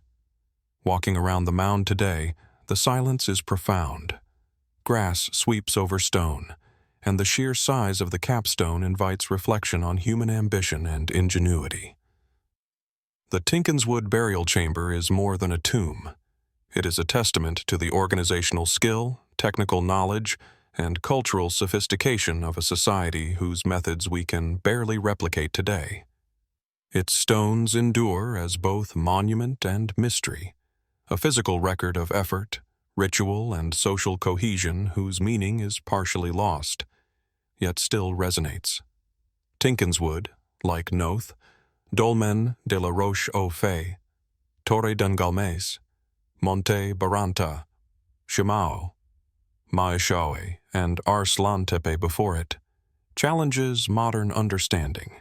Its construction, scale, and enduring stability hint at knowledge that is both technical and cultural, yet remains inaccessible to us. How did Neolithic builders achieve such feats without advanced technology? What rituals, beliefs, or social structures drove the creation of a monument that could endure thousands of years? And perhaps most compellingly, what secrets remain hidden beneath the grass, within the chamber, or encoded in the stones themselves, waiting for patient discovery? As the sun dips over the Vale of Glamorgan, casting long shadows across the massive capstone and the surrounding fields, Tinkinswood stands as a quiet, enduring witness to human ingenuity. Its mysteries persist, inviting reflection, awe, and the persistent question that echoes through the millennia. What did the builders know? And what knowledge of the past has been lost to time, waiting for those willing to seek it? From the windswept hills of South Wales, where the Tinkinswood burial chamber quietly preserves the labor, ritual, and ingenuity of Neolithic communities, our journey now carries us eastward across the vast Eurasian landscapes to the rugged Caucasus Mountains. Here, amid steep valleys, forested slopes, and high plateaus, we encounter a type of monument that seems almost alien in form, the torpedo-shaped dolmens of the Caucasus, elongated megalithic tombs that stretch across the landscape like stone vessels frozen in time. At first glance, these structures are striking in their simplicity and yet profoundly enigmatic. From a distance, they appear as stone ridges protruding from the earth, their tapering forms evoking the streamlined hull of a vessel, or, as modern observers have dubbed them, a torpedo. Upon closer inspection, the precision of construction becomes evident. Massive limestone slabs form elongated chambers, capped by horizontal stones, carefully balanced to create continuous aerodynamic forms. Many of these dolmens measure between 3 to 6 meters in length, though some exceed this, and their proportions suggest deliberate design, not haphazard assembly. Archaeologists date the majority of these structures to the Late Bronze Age, roughly 3000 to 1000 BCE, though some may originate earlier. They are distributed across regions of Russia, Georgia, and northern Azerbaijan, often situated on elevated terraces with commanding views of valleys and watercourses below. This placement is not random. The dolmen's locations imply both practical and symbolic intent, integrating the monument into the natural landscape while asserting visibility, dominance, or spiritual significance. Yet, despite extensive study, the methods of construction remain largely unexplained. How did small Bronze Age communities transport massive stone slabs over mountainous terrain, lift them into position, and achieve such uniformity in shape across widely separated regions? Mainstream interpretation suggests that the dolmens functioned as burial chambers.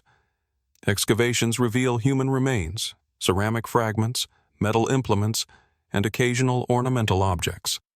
Some chambers are simple, intended for a single interment, while others are elongated, capable of housing multiple individuals sequentially. Yet the uniformity of the torpedo shape across vast distances and the consistency in proportions and capstone placement raises the question, were these communities sharing knowledge, or was there a common tradition that spread through migration, trade, or ritual practice? The engineering of these dolmens is remarkable. Each capstone is massive, carefully balanced atop upright stones to create a continuous roof that has withstood centuries of rain, snow, and seismic activity. The interior chambers are often perfectly rectangular, yet taper slightly toward one end, producing the characteristic torpedo form. Achieving this with the tools available in the Bronze Age suggests both practical ingenuity and an advanced understanding of weight distribution and balance. Could such precision have been achieved purely through trial and error, or does it indicate a codified system of construction knowledge now lost to history? Even more intriguing is the integration of form and landscape. Many dolmens are oriented along specific axes, often aligned with distant mountain peaks, rivers, or valleys. Some researchers suggest that these alignments could correspond to solar or lunar events, marking seasonal changes important for agricultural or ritual purposes. Others have proposed that the elongated shape may have served acoustic functions, amplifying sound within the chamber during ceremonies or facilitating the projection of ritualized voice. Was this design purely functional, symbolic, or a synthesis of both? The answer remains tantalizingly out of reach. The interior of the dolmens also hints at ceremonial sophistication.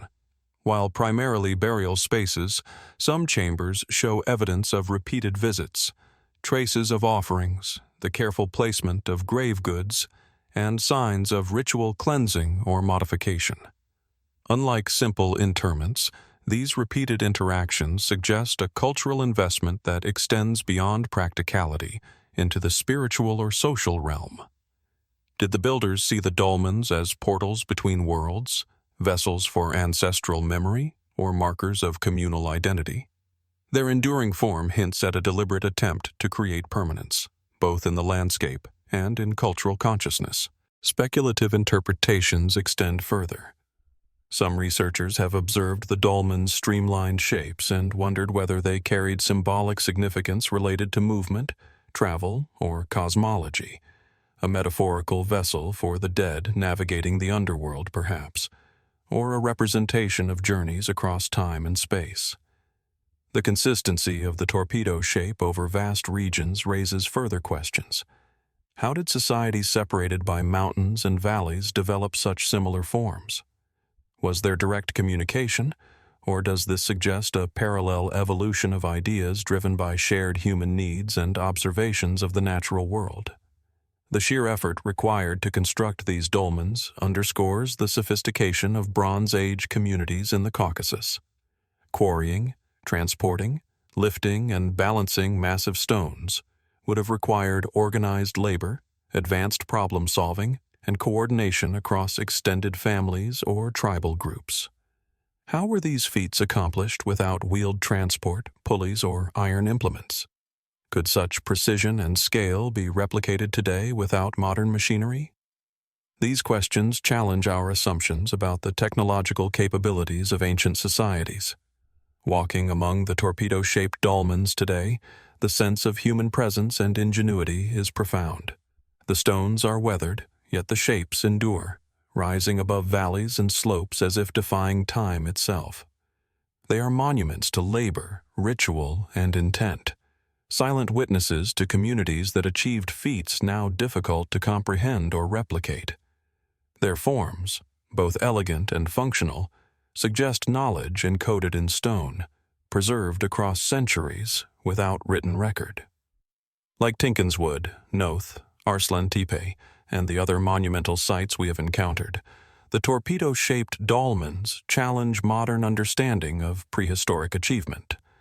They are simultaneously practical, symbolic, and mysterious, demanding reflection on the capacities of early societies to shape their world.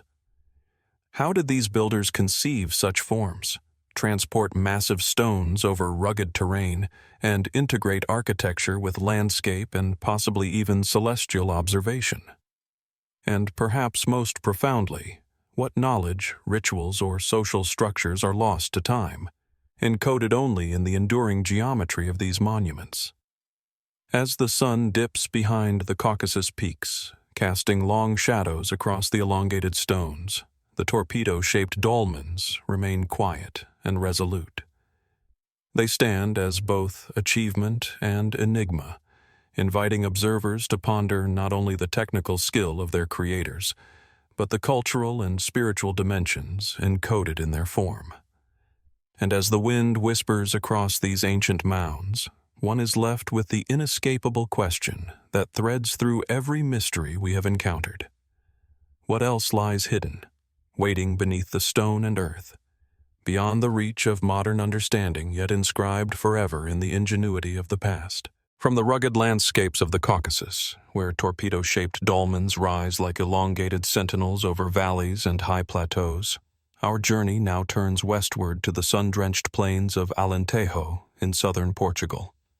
Here, amidst gentle rolling hills and fields of cork oak, stands one of Europe's most remarkable and imposing megalithic monuments, the dolmen of Anta Grande do Zambujeiro.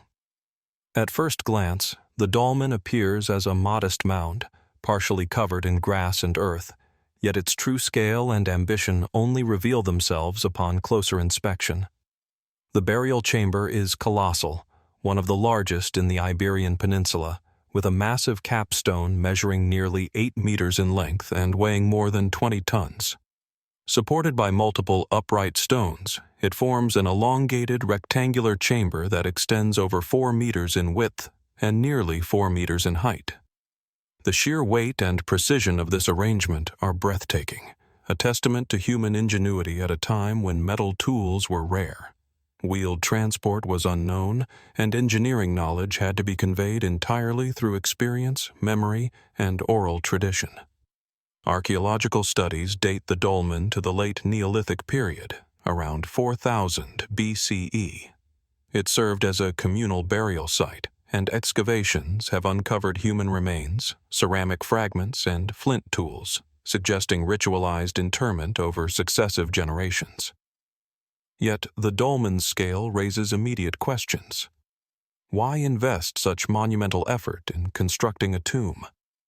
How were stones of such size quarried, transported, and lifted into place on relatively uneven terrain? The answers elude us, and the mystery deepens when we consider that the surrounding region contains other megalithic structures of smaller scale, hinting at a cultural tradition of monumental stone construction that was widespread and remarkably sophisticated.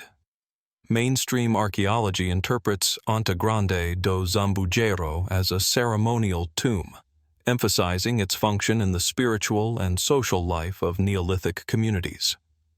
The orientation of the chamber is particularly intriguing. It faces southeast, towards the rising sun, a design shared by many megalithic structures across Europe. Was this alignment purely symbolic, representing the rebirth and renewal of life through the sun's light? Or did it serve a practical calendrical function, marking seasonal changes essential for agricultural planning?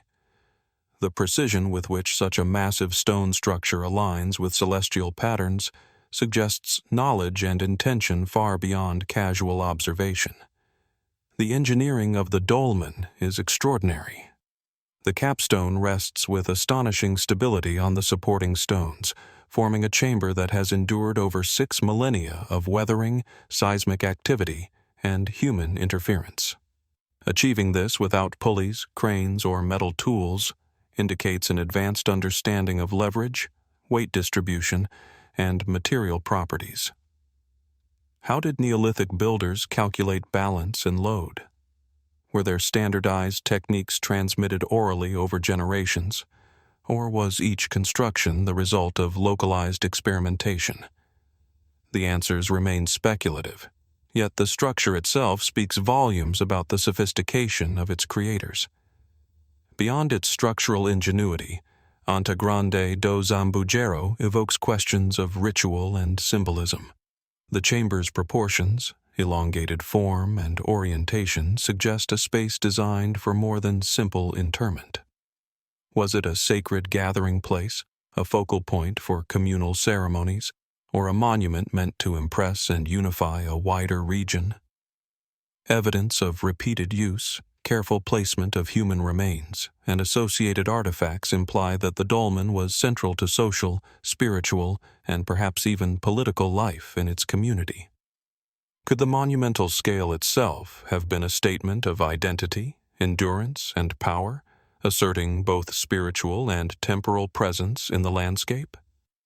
Speculative interpretations invite even deeper curiosity.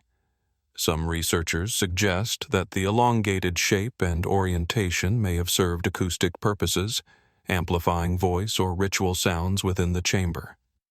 Others propose symbolic readings, the dolmen as a vessel for the journey of the dead, a passage between worlds, or a terrestrial representation of celestial order. The consistency of southeast orientation across megalithic sites in Iberia and beyond raises the possibility of shared knowledge, cultural exchange, or a conceptual framework linking human life with the cycles of the sun, the land, and the cosmos. The surrounding landscape reinforces the dolmen's enigmatic character. The monument sits on elevated terrain, offering visibility over the surrounding plains, while integrating seamlessly with natural contours. Smaller dolmens and menhirs scattered nearby suggest a complex, interconnected ceremonial landscape. Was this a network of sacred spaces, a territorial marker, or a combination of both? Each question compounds the sense of mystery. Anta Grande do Zambujeiro is both monument and puzzle, its stones a silent repository of knowledge and intention whose full meaning has been obscured by time. Walking around the dolmen today, the human scale of its construction becomes palpable. The capstone, still immovable despite centuries of exposure, invites reflection on the labor, planning, and skill required to assemble such a structure. The chamber beneath, though largely empty of its original contents, exudes a presence, a sense that human ingenuity and ritual purpose were fused into stone, creating a monument that has endured for thousands of years. Like the torpedo-shaped dolmens of the Caucasus, Tinkinswood, and Knowth, Anta Grande do Zambujeiro challenges modern assumptions about what pre-literate, pre-metal societies could achieve. Was Anta Grande do Zambujeiro primarily a burial site, a ceremonial center, or a cosmological instrument aligned with the sun's passage? Did its creators understand the full implications of its scale and orientation, or were these properties discovered through iterative construction and communal wisdom? And perhaps most profoundly, how did a society without cranes, iron tools, or written knowledge manage to conceive, plan, and execute such a feat, creating a monument that modern engineers might struggle to replicate, even with contemporary technology? As the golden light of the Alentejo sun drifts across the dolmen, casting long shadows over the massive stones, Anta Grande do Zambujeiro endures as both achievement and enigma. Its mysteries are etched not in written words, but in form, orientation, and scale. It is a place where human ingenuity, ritual, and ambition converge, inviting reflection on what knowledge and skill may have existed in a world long before recorded history. And as the wind sweeps across the plains, one is left with a lingering question. What secrets remain hidden within the stone, the mound, and the landscape itself, waiting patiently for those willing to see and wonder? From the sun-drenched plains of Alentejo, Where the dolmen of Anta Grande do Zambujeiro rises as a monument to Neolithic ambition and engineering skill, our journey now returns to the misted rolling hills of Ireland, this time to County Meath, where the Loughcrew Cairns quietly crown a series of rocky peaks. Perched atop these elevations, the cairns are at once unassuming and commanding, grassy mounds that blend with the natural contours of the hills, yet beneath their soft exterior lie passage tombs carved with intricate artistry that continues to mystify archaeologists and visitors alike. Approaching the cairns, the first impression is one of subtle majesty. Unlike the monumental capstones of Tinkinswood or the massive dolmen of Zambujeiro, Loughcrew's cairns are modest in scale, yet profoundly intricate in detail. The largest mound, Cairn T, contains a passage leading to a small central chamber, its walls and ceiling adorned with Neolithic carvings, spirals, lozenges, zigzags, and enigmatic meanders that catch the light in ways that suggest intentional design. Some of these carvings align perfectly with the rising sun at dawn during the spring and autumn equinoxes, illuminating the chamber in a narrow beam of light. Such precision suggests not only technical skill, but also a sophisticated understanding of astronomy and its integration into ritual architecture. The cairns date to around 3200 BCE, contemporaneous with Newgrange and Knowth in the Boyne Valley. Excavations have revealed human remains, ceramic fragments, and stone tools, confirming their role as burial sites. Yet the extraordinary precision of light alignment, the careful carving of motifs, and the harmonious proportion of passage to chamber indicate that Loughcrew was more than a tomb. It was a space of ritualized experience, where architecture, astronomy, and art converged to create a profound interaction between the natural world and human intention. The engineering of these cairns continues to puzzle scholars. Constructing a stable chamber capable of withstanding centuries of erosion, overlaid by tons of cairnstones, would have required knowledge of structural integrity, load distribution, and material properties that seems remarkably advanced for the Neolithic period. How did small communities, lacking wheeled transport or metal tools, lift, position, and secure stones weighing multiple tons? Was it purely a matter of brute force, ingenuity, and trial-and-error experimentation, or did these builders possess codified, practical knowledge of construction that has been lost to history? The carvings within Loughcrew's chambers further deepen the mystery. Unlike more utilitarian tombs, the intricate artwork appears deliberate, and deliberate repetition of geometric forms suggests symbolic or ritual significance. Spirals, for example, may represent cycles of life, death, and renewal, or perhaps lunar and solar patterns observed over generations.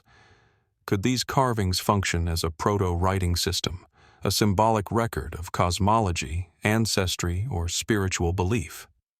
The consistency and placement of motifs indicate intentionality, yet their precise meaning remains elusive. The interplay between the cairn's architecture and the movement of the sun is particularly compelling. Twice a year, at the equinoxes, the rising sun penetrates the narrow passage of Cairn T and illuminates the rear chamber. This phenomenon would have been visible to Neolithic visitors who gathered outside and within the mound, transforming the structure into a stage for ritualized experience, blending light, stone, and human presence. Was this alignment purely symbolic, a way to mark the passage of seasons, or did it serve a practical function in tracking agricultural cycles? Perhaps it was both, a fusion of knowledge and spirituality encoded in stone. The location of the cairns is also significant. Perched on rocky knolls, they dominate the surrounding landscape, offering sweeping views across valleys, rivers, and distant hills. Their elevated placement ensures visibility while integrating naturally into the terrain, suggesting an awareness of both practical observation and symbolic presence. Did these cairns serve as markers of territory, spiritual focal points, or nodes in a broader ritual landscape? Evidence of smaller satellite cairns and scattered megaliths nearby implies a network of sacred spaces whose full scope remains only partially understood. Speculative interpretations extend to the experience of the cairns themselves. Entering the chamber, one is struck by the intimate scale. The ceiling is low, the passage narrow, yet the illumination of the carvings during equinox sunrise transforms the space. Did Neolithic communities intentionally design this to evoke awe, fear, or reverence, guiding participants through a sensory encounter that reinforced social cohesion or spiritual belief? Was the architecture intended to bridge worlds, the living and the dead, the human and the cosmic? Even the construction process invites speculation. Moving and positioning massive stones on rugged terrain required extraordinary coordination and organization. How were labor, knowledge, and technical skill transmitted within these communities? Was the expertise concentrated among a small group of builders, or distributed communally, passed orally through generations? The enduring stability of the cairns, their integration of astronomical alignment, and the precision of carvings suggest a level of sophistication difficult to reconcile with the apparent simplicity of Neolithic life. Walking among the cairns today, the sense of human ingenuity and intention is palpable. Grass sweeps across stones that have stood for over 5 millennia, yet the carvings and alignment persist, silently conveying both purpose and mystery. Loughcrew exemplifies a recurring theme in our journey. Monuments that combine technical skill, ritual significance, and symbolic art, defying modern assumptions about the limits of prehistoric societies. Like the dolmen of Anta Grande do Zambujeiro, Tinkinswood, Knowth, and the torpedo-shaped dolmens of the Caucasus, Loughcrew challenges our understanding of human capability. Its combination of precise engineering, astronomical alignment, and artistic expression suggests knowledge and intention that is difficult, if not impossible, to replicate today. How did Neolithic communities conceive such structures, align them with the movements of the sun, and embed them with symbolic meaning? And perhaps most profoundly, what knowledge, techniques, or cultural practices have been lost to time, encoded only in stone and landscape? As the early morning sun filters across the hills, illuminating carvings within Cairn T, Loughcrew stands as a quiet witness to human ingenuity, ritual, and cosmic awareness. Its stones endure, silently inviting us to reflect on the capacities of our distant ancestors and to wonder what secrets still remain, hidden beneath the cairn, beyond the reach of modern understanding, waiting for the observant eye to uncover them. From the rolling, mist-covered hills of County Meath, where the Loughcrew Cairns sit atop rocky knolls, intricately aligned with the sun and carved with spirals that have survived millennia, our journey now turns westward to the rugged coastlines of Brittany, France. Here, perched on a small island in the Gulf of Morbihan, lies one of Europe's most enigmatic Neolithic monuments, Gavrinis. Unlike the monumental mounds of Ireland or the torpedo-shaped dolmens of the Caucasus, Gavrinis is subtle in form yet extraordinary in its intricacy, a tomb whose stones whisper secrets that have eluded interpretation for over 5,000 years.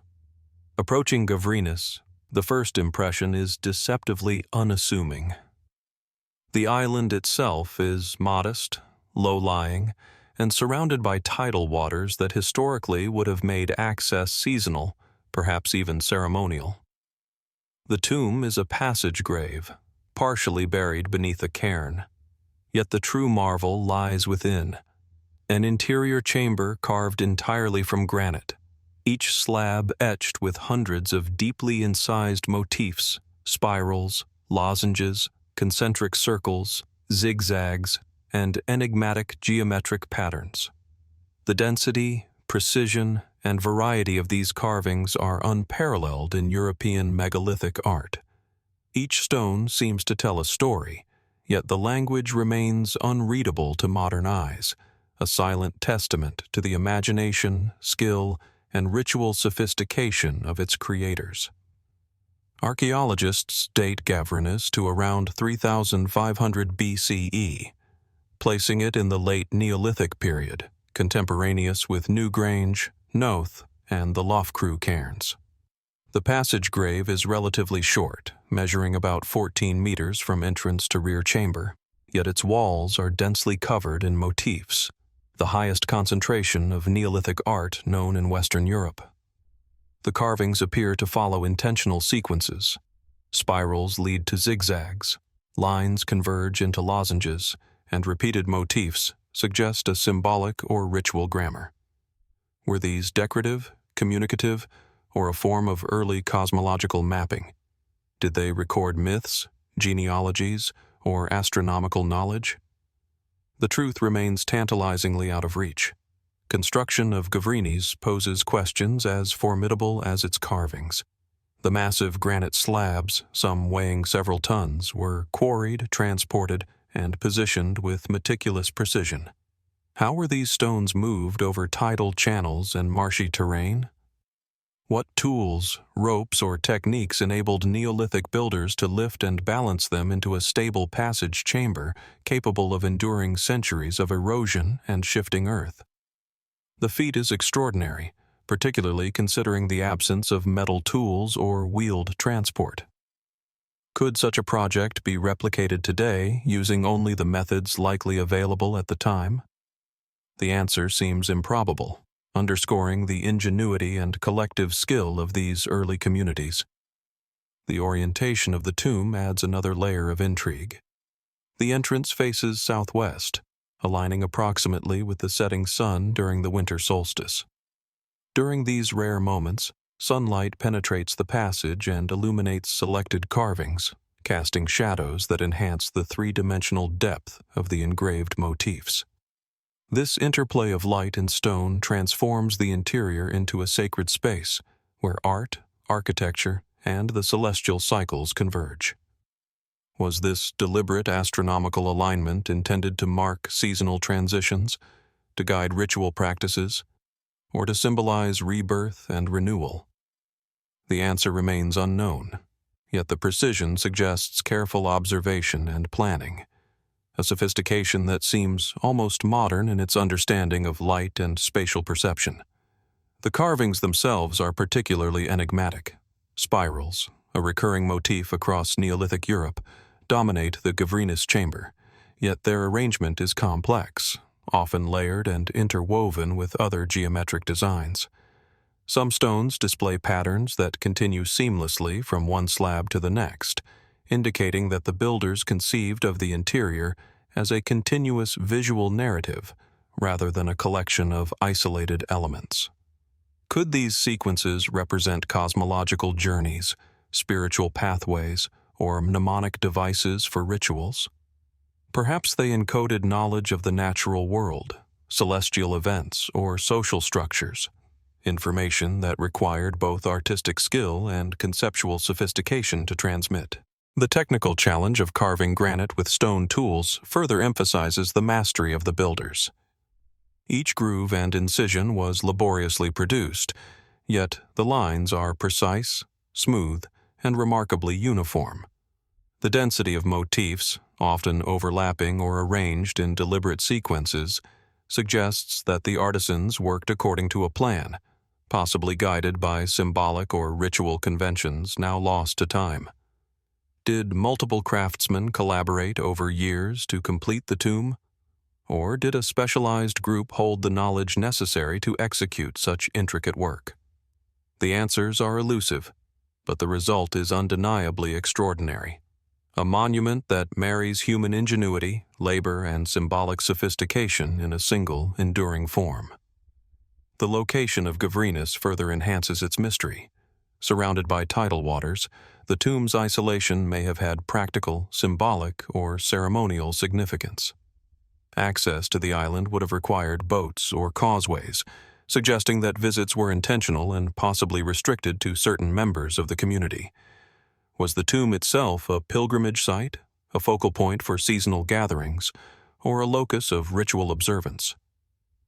The surrounding landscape, dotted with other passage graves and standing stones, implies a ritualized environment, yet the full extent of its cultural context remains obscure. Speculative interpretations extend into the spiritual and cosmological realms. Some researchers suggest that the dense carvings represent a map of the cosmos, a symbolic journey through life, death, and rebirth, or a guide for the soul's passage into the afterlife. Others propose that the motifs encode knowledge of astronomical cycles, such as lunar phases or solar movements, preserved in a visual language that can no longer be deciphered. The combination of physical labor, artistic skill, and apparent cosmological understanding raises profound questions about the cognitive and cultural capabilities of Neolithic societies. How much of their knowledge has been lost, and how much is preserved only in stone? Walking within Gavrinis today, the chamber evokes awe and reflection. The air is still, the carvings illuminated by soft, diffused light filtering through the entrance, and the density of human intention is palpable. Each stone bears witness to labor, skill, and purpose, yet also to mystery. The tomb is more than a burial site. It is a carefully conceived space where architecture, art, and celestial awareness intersect, a monument that encapsulates both technical achievement and spiritual vision. Gavrinis, like Loughcrew, Anta Grande do Zambujeiro, Tinkinswood, and the torpedo-shaped dolmens of the Caucasus before it, confronts modern observers with questions that resist easy answers. Its monumental construction, precise carvings, and alignment with celestial events reveal knowledge that seems impossible to replicate without modern tools, yet it was executed with ingenuity, observation, and skill alone. How did Neolithic communities conceive of such a complex project, coordinate labor, and embed symbolic and astronomical knowledge into enduring stone? And most intriguingly, what insights, cultural frameworks, or technical methods were lost over the millennia, preserved only in the silent geometry and enigmatic motifs of the tomb itself? As the wind drifts across the Gulf of Morbihan and sunlight filters through the narrow entrance, Gavrinis stands as a quiet sentinel of human creativity and mystery. Its stones endure as both a record and a riddle, inviting contemplation, awe, and the persistent question that echoes across all the monuments we have explored. What secrets of human ingenuity, ritual, and understanding remain hidden, waiting to be uncovered by those willing to look closely enough, patiently enough, to see what time has preserved yet not revealed? From the wind-swept coastlines of Brittany, where Gavrinis rises as a dense tapestry of stone-carved mystery, our journey now carries us across the globe to the remote central highlands of New Zealand's North Island. Nestled within the Kaimanawa Range, a rugged stretch of volcanic ridges and dense forest, lies an anomaly that has quietly captured the curiosity of explorers, archaeologists, and adventurers alike: the Kaimanawa Wall. Unlike the well-studied passage tombs and dolmens of Europe, this structure appears abruptly amid the natural landscape, a long, linear formation of massive stones whose regularity and arrangement seem to defy explanation. At first sight, the Kaimanawa Wall seems almost accidental, a series of rocks scattered along a ridge, partially hidden by native brush and volcanic scree. But closer inspection reveals patterns that hint at deliberate construction. The stones are unusually uniform in height and alignment, forming a linear structure that stretches hundreds of meters across uneven terrain. Some slabs are laid side by side, while others appear stacked or leveled, creating terraces or retaining-like formations. The regularity is striking. These are not natural boulders randomly shaped by erosion or tectonic activity. The stones appear intentionally placed, yet there are no known tools or techniques historically associated with New Zealand's Maori population that could account for their size, precision, or arrangement. Mainstream geologists often attribute the formation to natural geological processes. The region is volcanic. Lava flows, tectonic shifts, and weathering could theoretically produce linear arrangements of rock. Yet, proponents of closer study point to features that seem anomalous: flat faces on boulders, angular joints that appear to fit together, and alignments that suggest deliberate spatial planning. Could ancient communities have shaped or arranged the stones using rudimentary tools, or is this a rare geological coincidence masquerading as human endeavor? The debate is unresolved, and the tension between natural explanation and deliberate construction invites deeper scrutiny.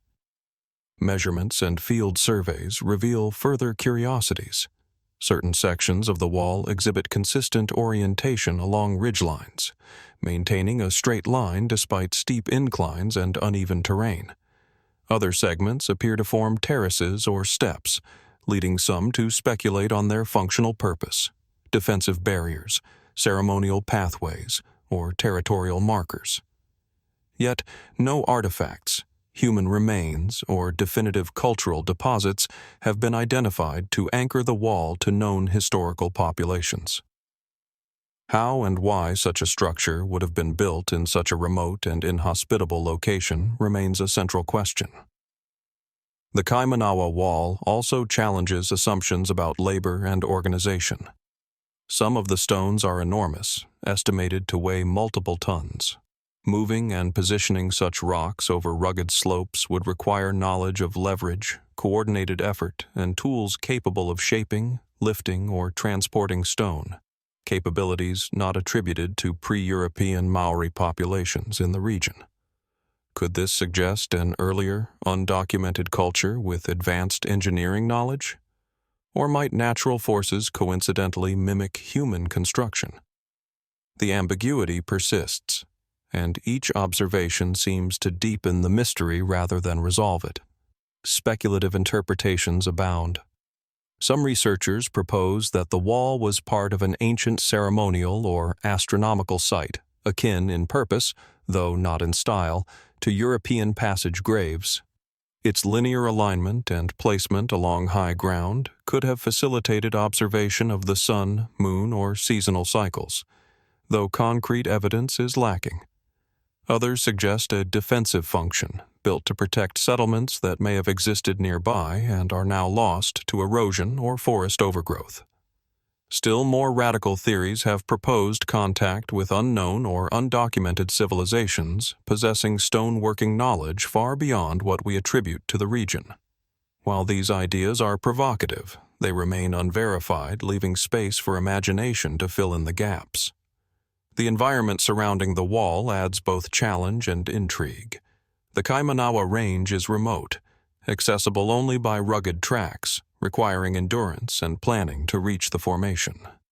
Its isolation suggests that any construction here, if indeed human, would demand significant effort, not only to build, but also to transport food, tools, and labor to the site. Why would ancient people invest such energy in such a location? Was the site chosen for symbolic, strategic, or environmental reasons? Or is its position purely coincidental, a natural formation coincidentally imposing and structured in a way that triggers the human tendency to perceive patterns? Even the visual experience of the wall is disorienting.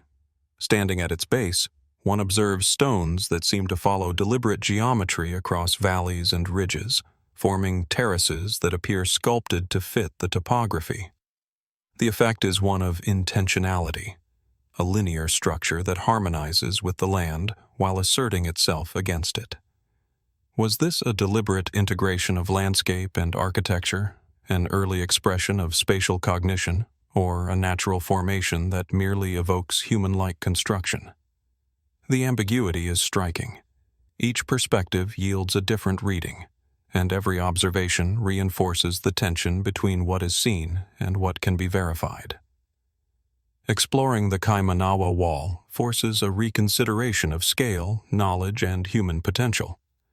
If the wall is man-made, it represents a level of technical and organizational capacity that challenges our understanding of pre-European societies in the region. The movement and placement of massive stones across rugged terrain without wheeled vehicles or iron tools would require ingenuity, cooperation, and perhaps knowledge lost to time. And yet, the absence of associated artifacts leaves its builders and purpose tantalizingly unknown.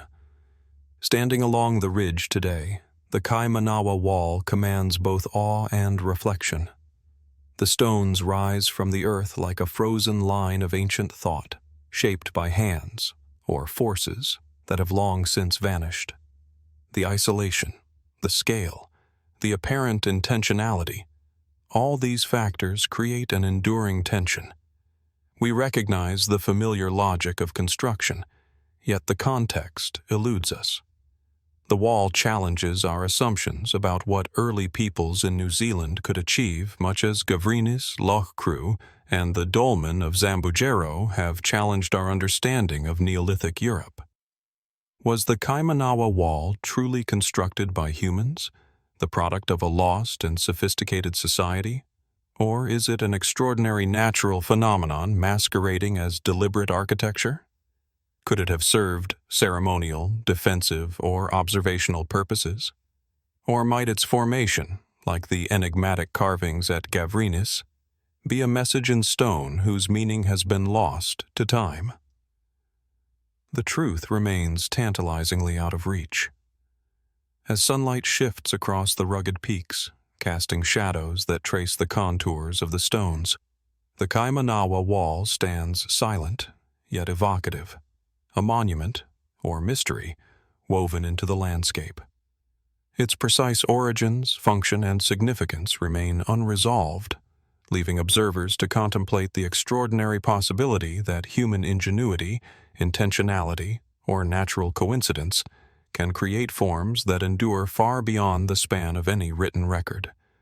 And as we leave this remote ridge, the wall's quiet presence lingers in the mind, a reminder that across the world, in both familiar and far-flung landscapes, the past continues to hold secrets that resist replication, challenging our understanding of human skill, vision, and the mysterious intersections between culture and nature. From the remote, rugged ridges of New Zealand's Kaimanawa Range, where a mysterious wall of enormous stone stretches across the landscape, we now return to the rolling chalk hills of southern England, where human hands shaped another type of enduring mystery, the West Kennet Long Barrow.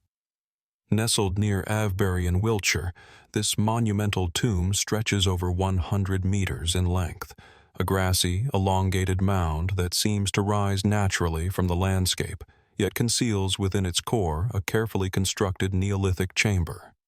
Here, stone and earth converge to create a space that is both architectural and ceremonial, a silent witness to the beliefs, skills, and ambitions of people who lived more than 5,500 years ago.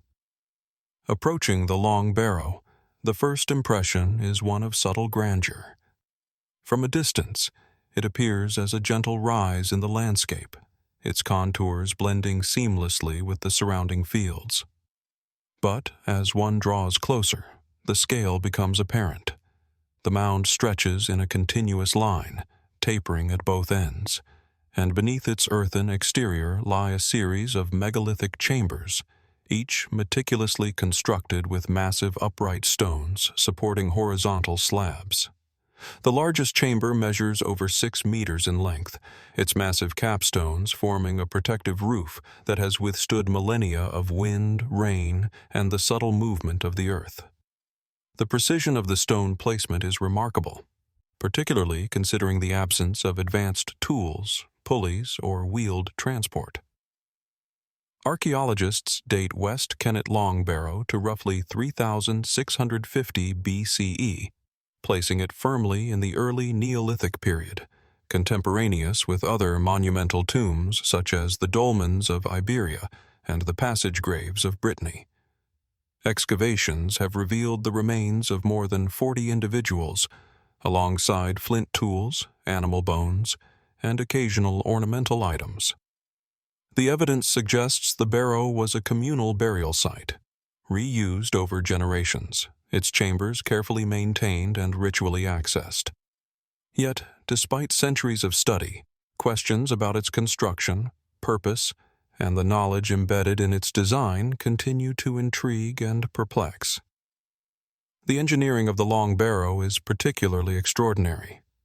The stones used for the chambers are enormous, some weighing several tons, yet they were quarried, transported, and raised into position using only the techniques likely available to early Neolithic communities. How did small groups of people move these stones across uneven terrain? How did they lift and balance them with such precision? Even modern engineers studying the site acknowledge the challenge. Replicating such a feat without modern machinery is extraordinarily difficult. The construction required not only physical labor, but also a deep understanding of weight distribution, stability, and perhaps even seasonal timing to coordinate communal effort. The orientation of West Kennet Long Barrow adds another layer of intrigue. The entrance faces roughly east, toward the rising sun, suggesting a symbolic connection between the dead and the cycles of light, life, and renewal. Could the placement have been designed to capture the first light of solstices or equinoxes, illuminating the interior chambers and creating a moment of ritual significance for those who gathered there? The alignment is subtle, yet deliberate, hinting at an understanding of celestial cycles that parallels other Neolithic monuments across Europe. How such knowledge was acquired, observed, and transmitted without written records or sophisticated instruments remains a profound question. Within the chambers, the experience is both intimate and awe-inspiring. The narrow passageway and low ceiling create a sense of enclosure, while the massive stones convey permanence and authority. The interior is carefully proportioned, designed to accommodate multiple burials while also facilitating ritual interaction. Repeated evidence of human activity, arrangements of bones, placement of flint tools, and traces of fires suggests ceremonies that were performed not just once, but over generations. Was the barrow a site for communal gatherings, a place to honor ancestors, or a sacred stage for observing celestial events? Perhaps it fulfilled all of these purposes simultaneously. Speculative interpretations extend beyond the practical. Some researchers propose that the Long Barrow represents a symbolic journey, guiding the deceased from the world of the living toward an afterlife. The linearity of the mound, combined with the tapering ends and successive chambers, may have been intended to create a narrative of passage, physical, spiritual, or both.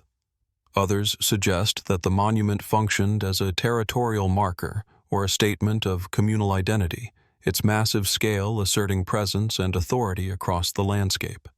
The truth may be a combination of these possibilities, but the absence of written records leaves the full meaning tantalizingly out of reach. The barrow's construction also highlights social and organizational complexity. Moving, lifting, and positioning massive stones over a length of more than 100 meters would require coordinated labor, planning, and sustained effort.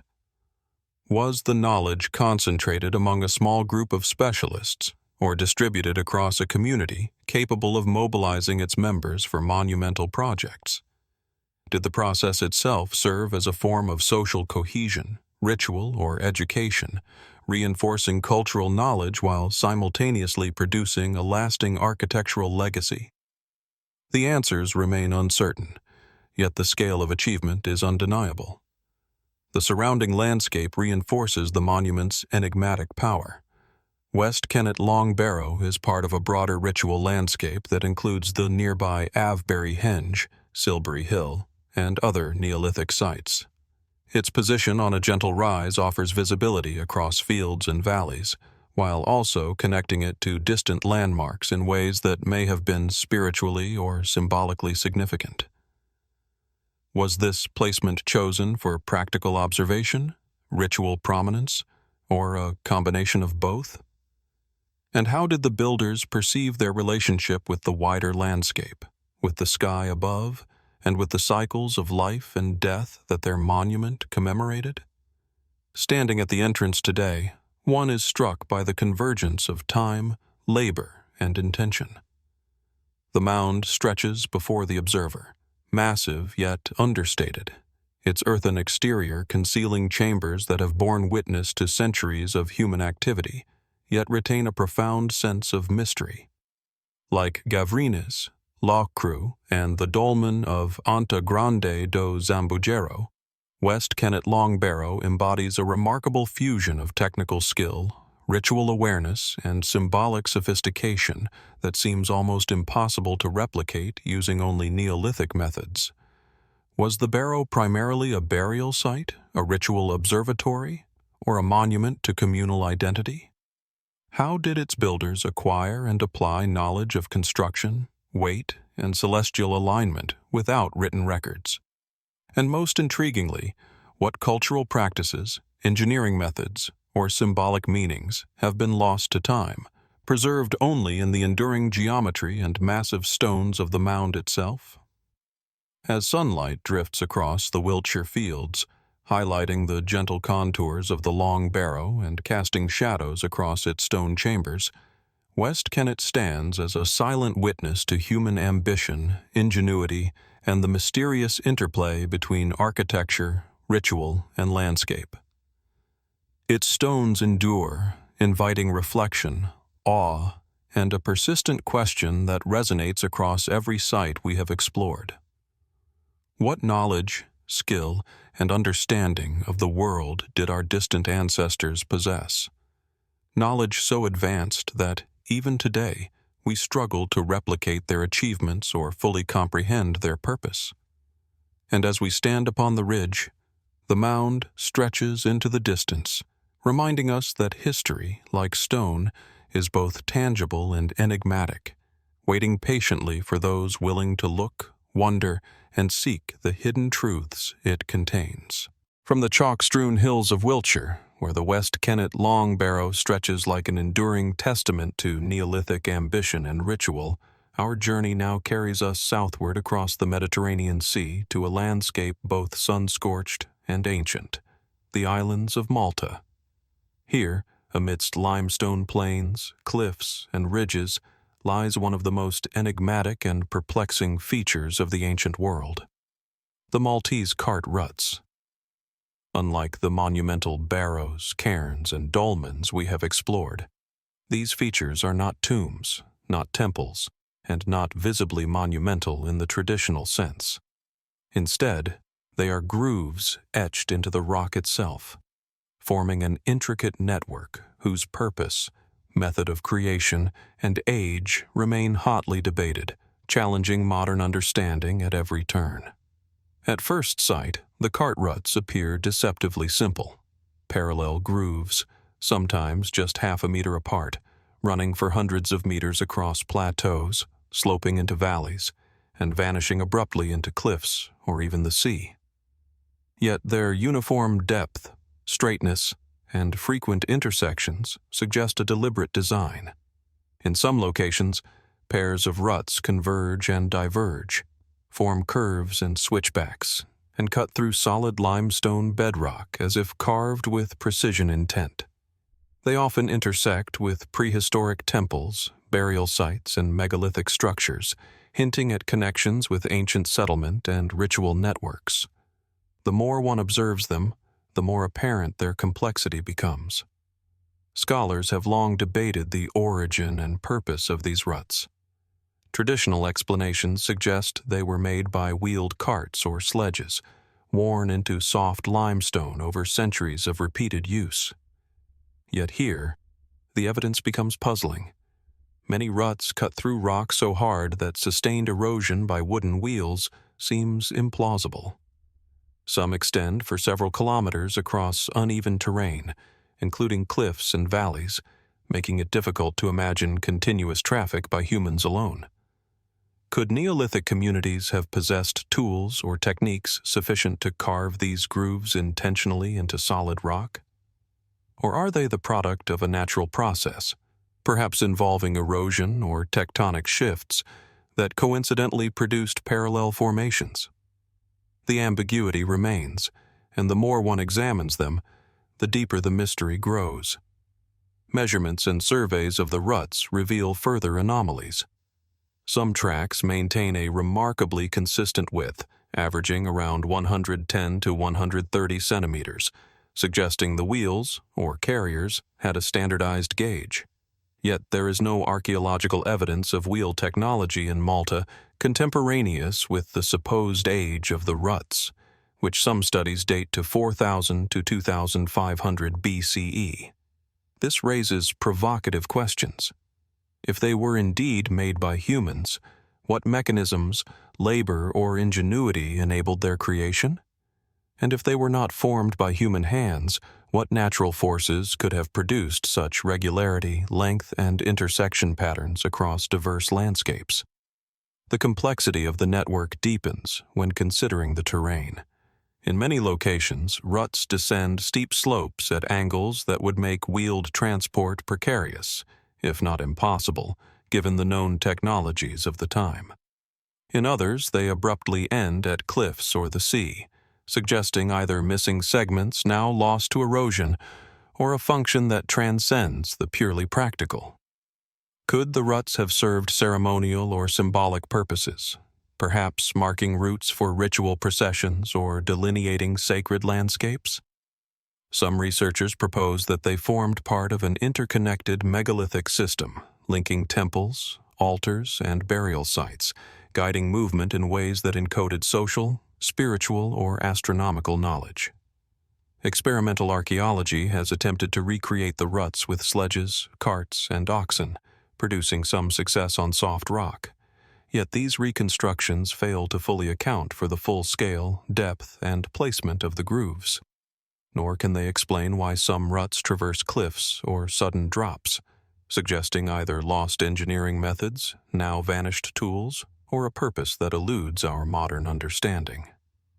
Some fringe theories propose advanced prehistoric engineering or even unknown technologies, though such ideas remain speculative.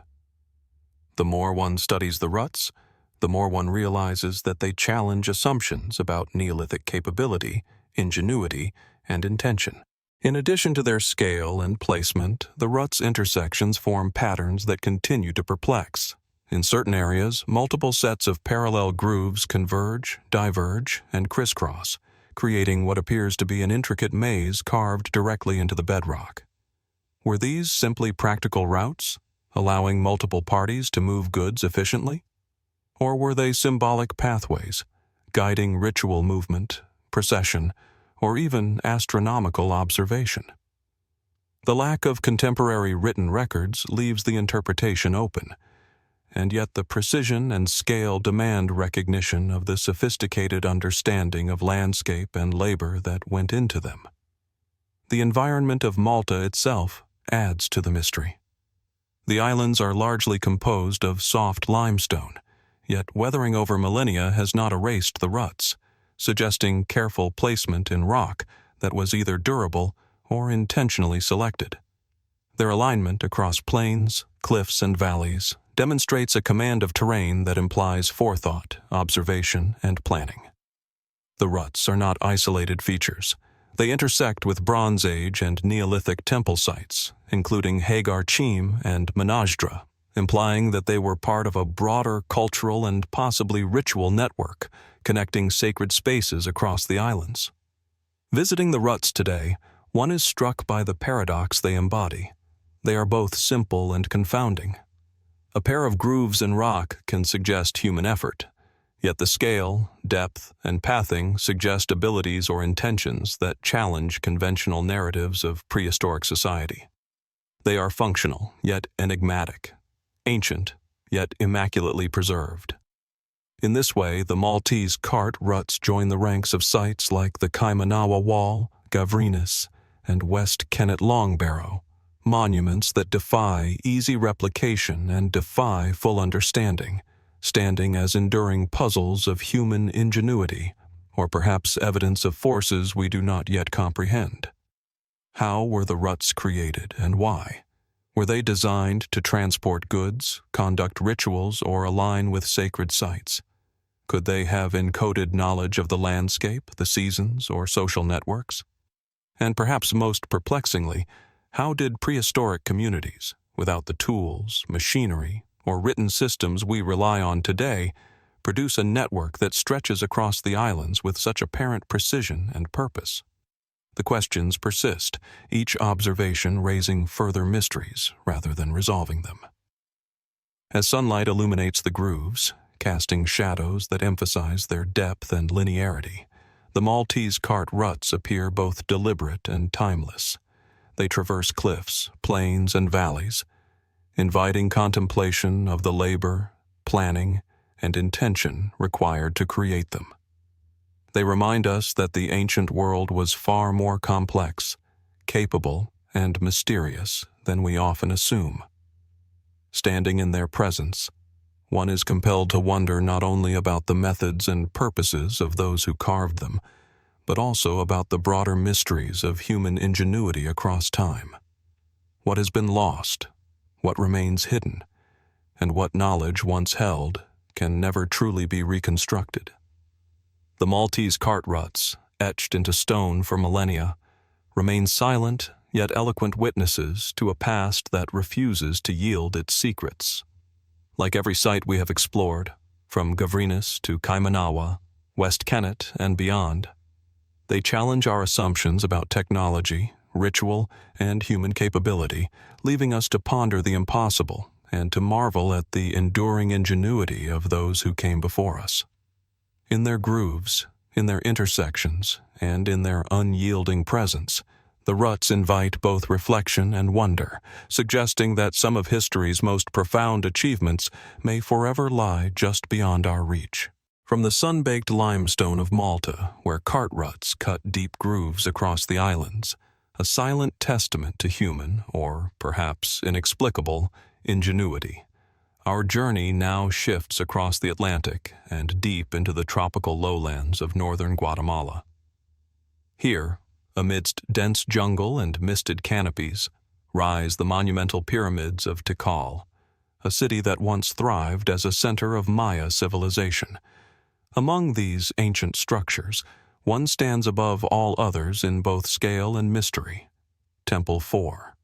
Towering over the rainforest at approximately 70 meters, it is one of the tallest pre-Columbian structures in the Americas, its steep stairway disappearing into the sky as if reaching toward the heavens. Yet Temple IV is more than a monumental achievement. It is a puzzle, a silent enigma that invites questions about the limits of ancient engineering, planning, and astronomical awareness. Approaching the temple from the forest floor, the first impression is one of awe and disorientation. The jungle seems to embrace the structure, shrouding the lower terraces in shadow while sunlight illuminates the upper levels. The pyramid is built with limestone blocks, some weighing several tons, meticulously cut and fitted together with remarkable precision. Its staircases climb nearly vertically, leading to a temple at the summit that once housed altars, ceremonial platforms, and perhaps astronomical instruments. From this vantage point, the rainforest spreads endlessly in all directions, a sea of green punctuated only by the tips of distant temples peeking through the canopy, a reminder that Tikal was once a sprawling urban center, intricately planned and energetically maintained. Temple IV dates to the late Classic period, around the 8th century CE, during a time when Tikal was at its height of power. Archaeological evidence suggests that the pyramid served ceremonial and political purposes, functioning as both a temple and a platform for observation. Yet despite centuries of study, questions remain. How did the Maya construct such a massive and precisely aligned structure in the middle of dense rainforest without modern machinery, cranes, or pulley systems? How were the limestone blocks quarried, transported, and hoisted to such heights, especially when the surrounding terrain is uneven and heavily forested?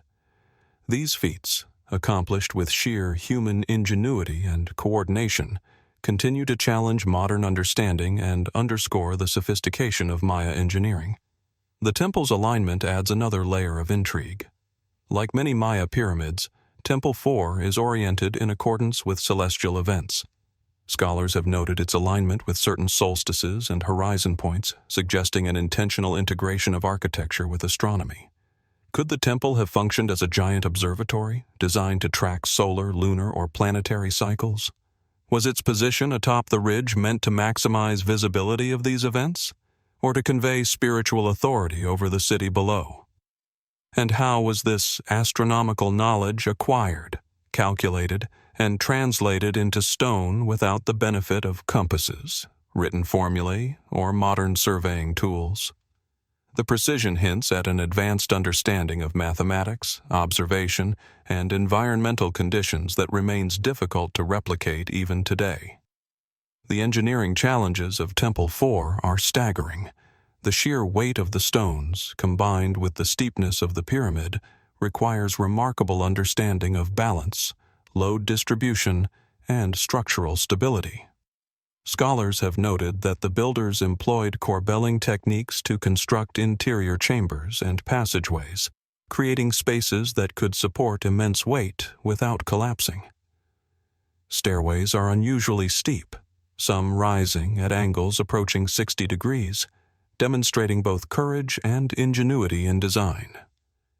Could such feats have been planned purely through empirical trial and error? Or did the Maya possess codified knowledge of engineering principles, transmitted orally or through ritual practice, that guided the construction of such enormous structures? Temple IV also speaks to the social and organizational capabilities of the Maya. Coordinating labor for such a project would have required not only technical knowledge, but also substantial administrative control. Quarrying stone, transporting it through jungle paths, shaping it to precise specifications, and lifting it to unprecedented heights.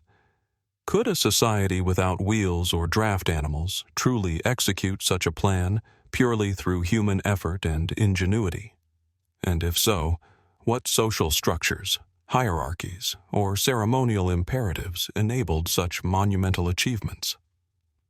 The pyramid is thus both a physical and cultural artifact, revealing as much about human coordination, ritual practice, and ambition as about stone and mathematics.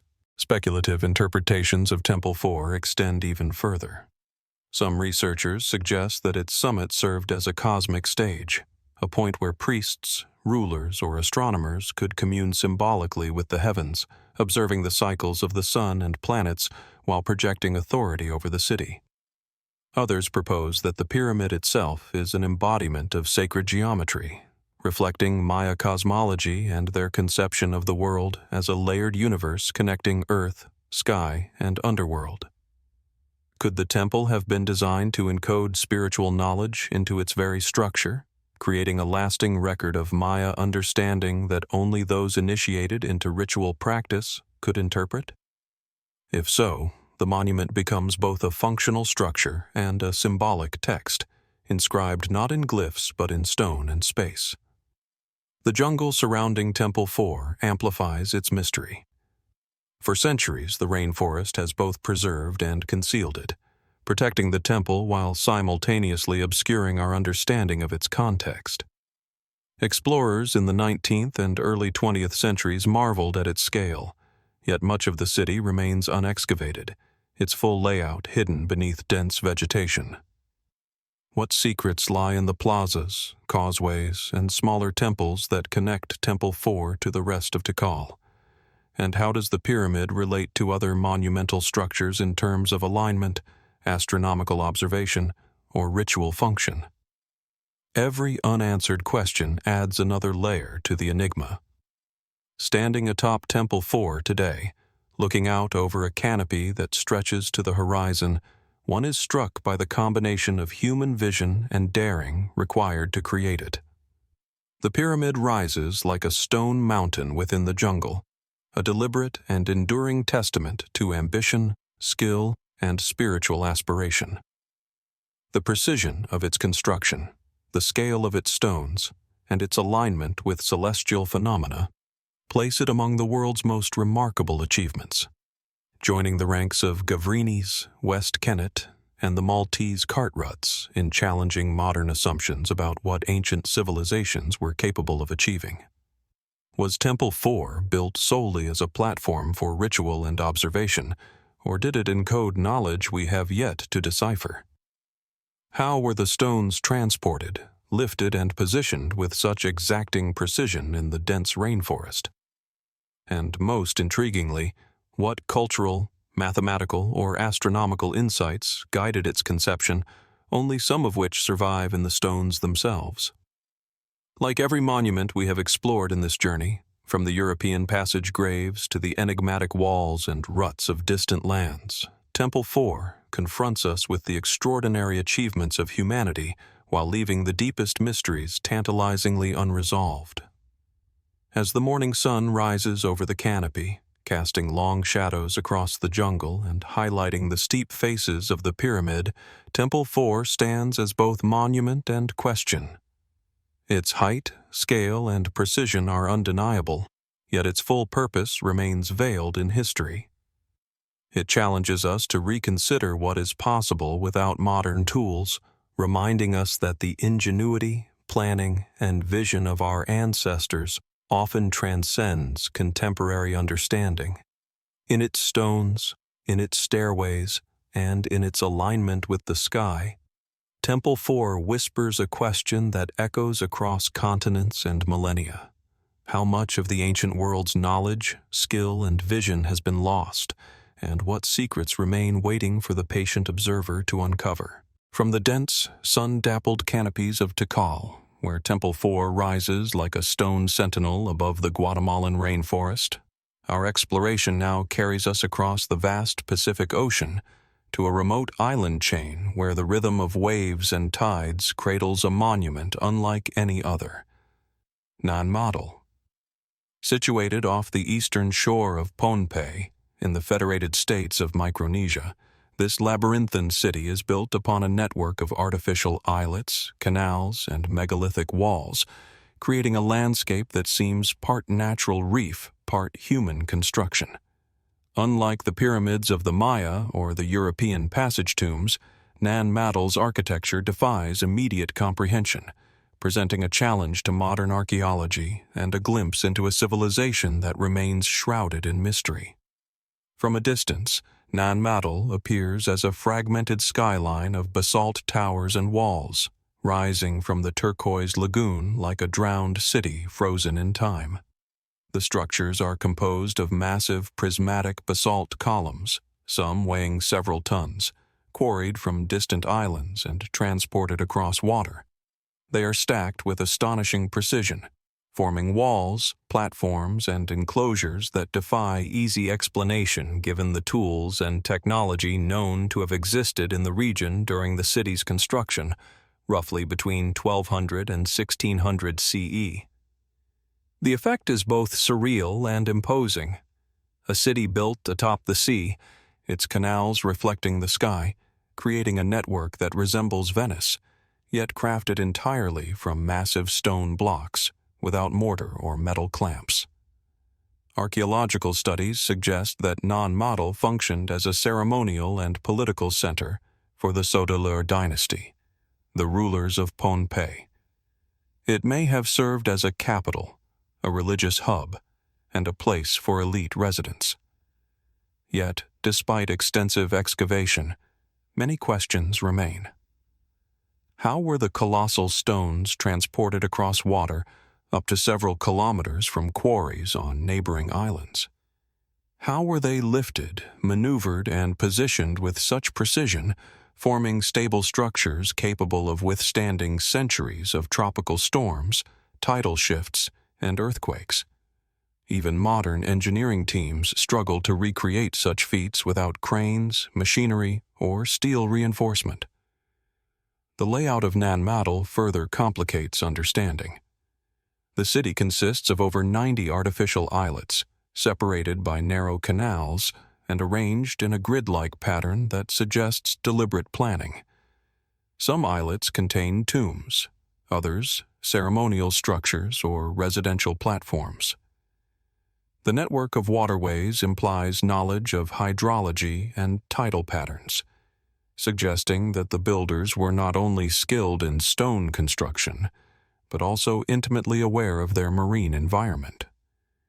Could this level of planning indicate a sophisticated political and engineering system, one capable of coordinating labor, resources, and ritual over vast distances and challenging conditions? And if so, how did a society without modern tools accomplish such precision and scale? The sheer scale of the construction is staggering. Individual stones are massive, sometimes measuring 4 meters in length and weighing several tons. Oral histories and traditional accounts describe these stones being moved using canoes, rafts, and human ingenuity alone, yet no fully verified method has been reconstructed that could feasibly explain the transportation and assembly of so many enormous blocks. Could there have been techniques, now lost to time, that allowed the Sauteleur to harness the ocean's currents, levers, and human coordination to create the city? Or does Nan Madol represent a level of technical achievement that challenges our assumptions about what pre-industrial societies were capable of? The city's function remains equally enigmatic. Some islets contain mausoleums, while others appear to have been administrative or ceremonial centers. Certain walls are over 6 meters thick, yet constructed without mortar, relying entirely on the careful placement of columns to achieve stability. Were these walls defensive, symbolic, or both? Were the canals navigable by large vessels, facilitating trade, ritual processions, or access for ruling elites? Or did they serve a symbolic purpose, representing the separation of sacred and profane spaces, or the division of social classes? The answers are tantalizingly absent, leaving the observer to imagine the rituals, politics, and daily life that once animated these waterborne platforms. Speculative interpretations extend into the realms of ingenuity, symbolism, and even the unknown. Some researchers suggest that Nan Madol's construction may reflect advanced understanding of balance, geometry, and hydrodynamics, encoded into the placement of stones and channels. Others have proposed more extraordinary ideas, that the city embodies knowledge of lost techniques or forgotten technologies, given the difficulty of moving and stacking such massive basalt blocks with rudimentary tools. While these notions remain speculative, they underscore the profound challenge the site poses to contemporary understanding, raising questions about the intersection of human skill, ingenuity, and environmental adaptation. The environmental context of Nan Madol is central to its mystery. The city is located along a lagoon with shifting tides, coral reefs, and volcanic substrates. The builders would have needed detailed knowledge of the local marine ecosystem to position canals, manage water flow, and prevent erosion. The selection of basalt columns from distant quarries adds another layer of logistical complexity. Not only did the builders identify and extract the stone, but they also transported it across open water with remarkable precision. How was such coordination achieved without written plans, standardized measuring devices, or metal tools? Could this imply a level of social organization, ritual discipline, and technical knowledge that rivals the great construction projects of the ancient world? Walking through the islets today, the scale and precision of the construction are both humbling and perplexing. Stones fit together with remarkable tightness, forming walls and platforms that have endured centuries of tropical storms, sea spray, and vegetation growth. The canals, now partially silted, still hint at a once navigable network connecting the islets, facilitating movement and access. The labyrinthine arrangement, combined with the monumental effort required to create it, invites reflection on the ambition, vision, and labor of the society that undertook this monumental project. Nan Madol challenges modern observers in ways familiar from previous sites we have explored, such as the Kaimanawa Wall, the Maltese cart ruts, or Temple IV at Tikal. Its scale, precision, and apparent engineering sophistication confront us with questions that are difficult to answer definitively. How was such a complex and enduring city conceived, planned, and executed? What techniques allowed massive stones to be moved and positioned with such accuracy? And perhaps most compelling of all, What cultural, political, or ritual imperatives drove a society to invest immense labor in a project that continues to defy replication today? As the sun sets over Pohnpei, casting long shadows across the basalt islets and shimmering lagoon waters, Nan Madol stands as both monument and riddle. Its silent walls and intersecting canals speak of human ingenuity, vision, and determination, yet its full story remains shrouded in time. Like the monuments we have explored across continents, from Gavrinis to the Maltese cart ruts, from West Kennet to Tikal, the city resists easy explanation, inviting contemplation, awe, and a lingering question. How much of the knowledge, technique, and vision of the past has been lost, and what other secrets, encoded in stone, water, and labor, still wait to be discovered in places where the ingenuity of humanity seems, even today, impossible to replicate? From the labyrinthine islets of Nan Madol, where basalt walls rise from turquoise waters in a city that defies explanation, our journey now returns to the North American continent, where a far smaller, yet equally enigmatic artifact lies embedded along the tidal flats of the Taunton River in Massachusetts, Dighton Rock. At first glance, it is simply a boulder, roughly 3 meters long and 2 meters wide, half buried in sand and silt, its surface worn by centuries of salt water, weather, and foot traffic.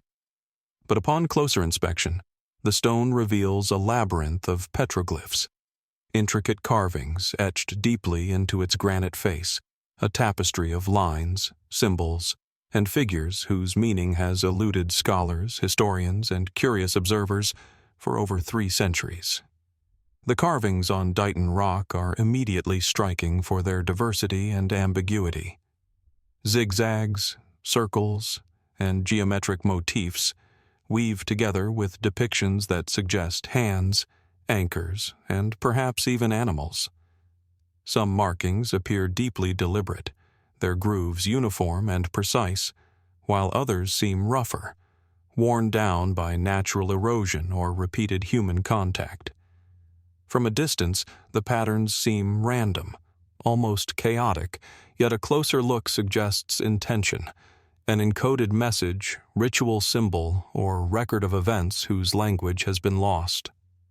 The surface of the stone is a palimpsest of time, bearing traces of wind, water, and human hands across generations, creating an almost hypnotic texture that draws the observer in and resists immediate interpretation. Dighton Rock was first documented by European settlers in the 17th century, though it is almost certainly far older. Its origin is debated, and the mystery begins with the question of authorship. Was it carved by the indigenous peoples of the region, who left numerous petroglyphs across New England? Or could it have been created by seafaring explorers, such as the Norse, Portuguese, or even the Chinese, as some speculative theories suggest? Mainstream archaeology generally attributes the carvings to Native Americans, likely as a form of symbolic or ritual communication, yet the precise cultural and chronological context remains unresolved. The lack of organic material or associated artifacts makes absolute dating extremely difficult, and the unusual motifs complicate attempts at stylistic comparison with other petroglyphs in the region.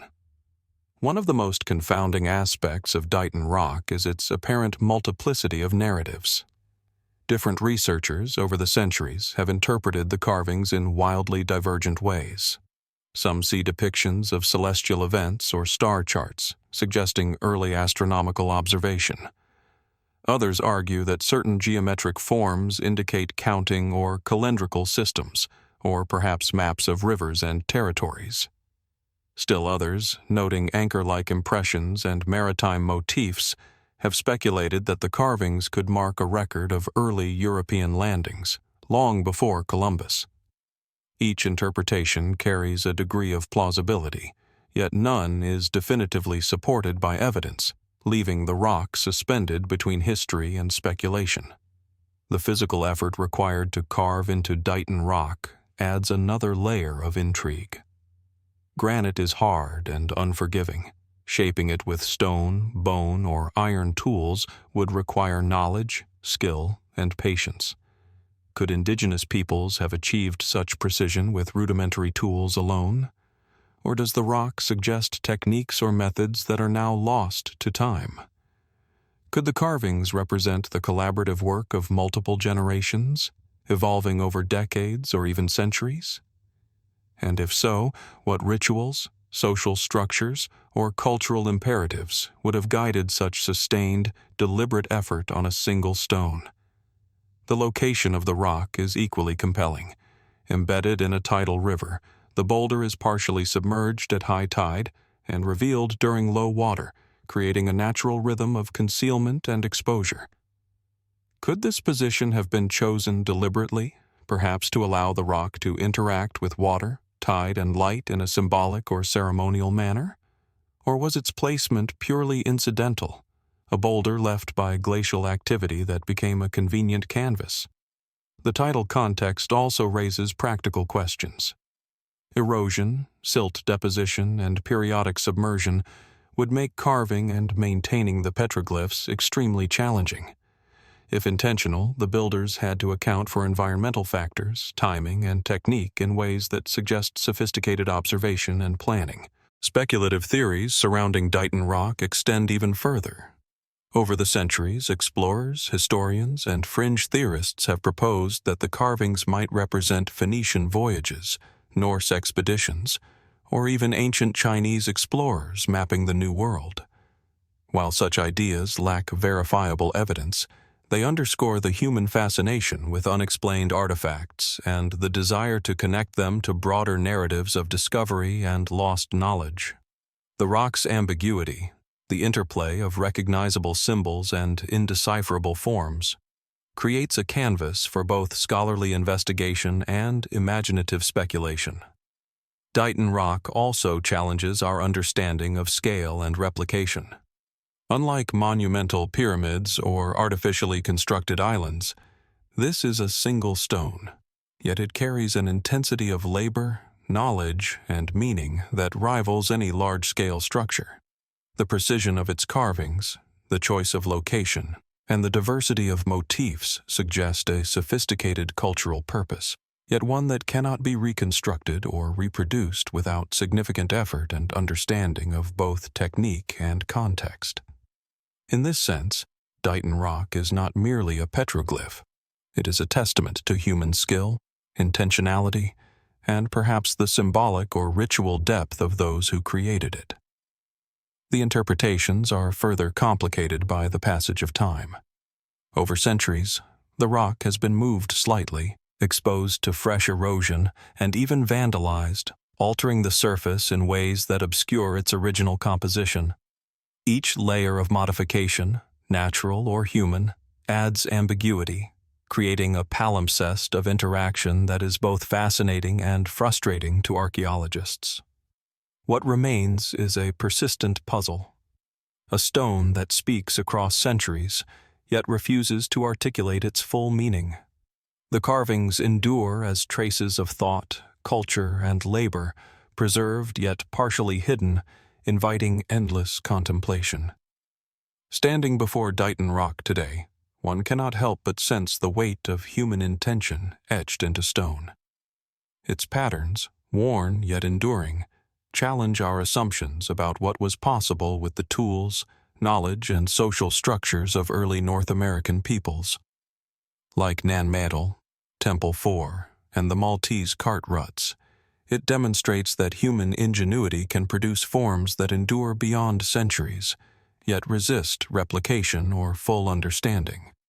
The rock compels observers to consider questions of labor, skill, knowledge, and purpose in ways that transcend scale or material.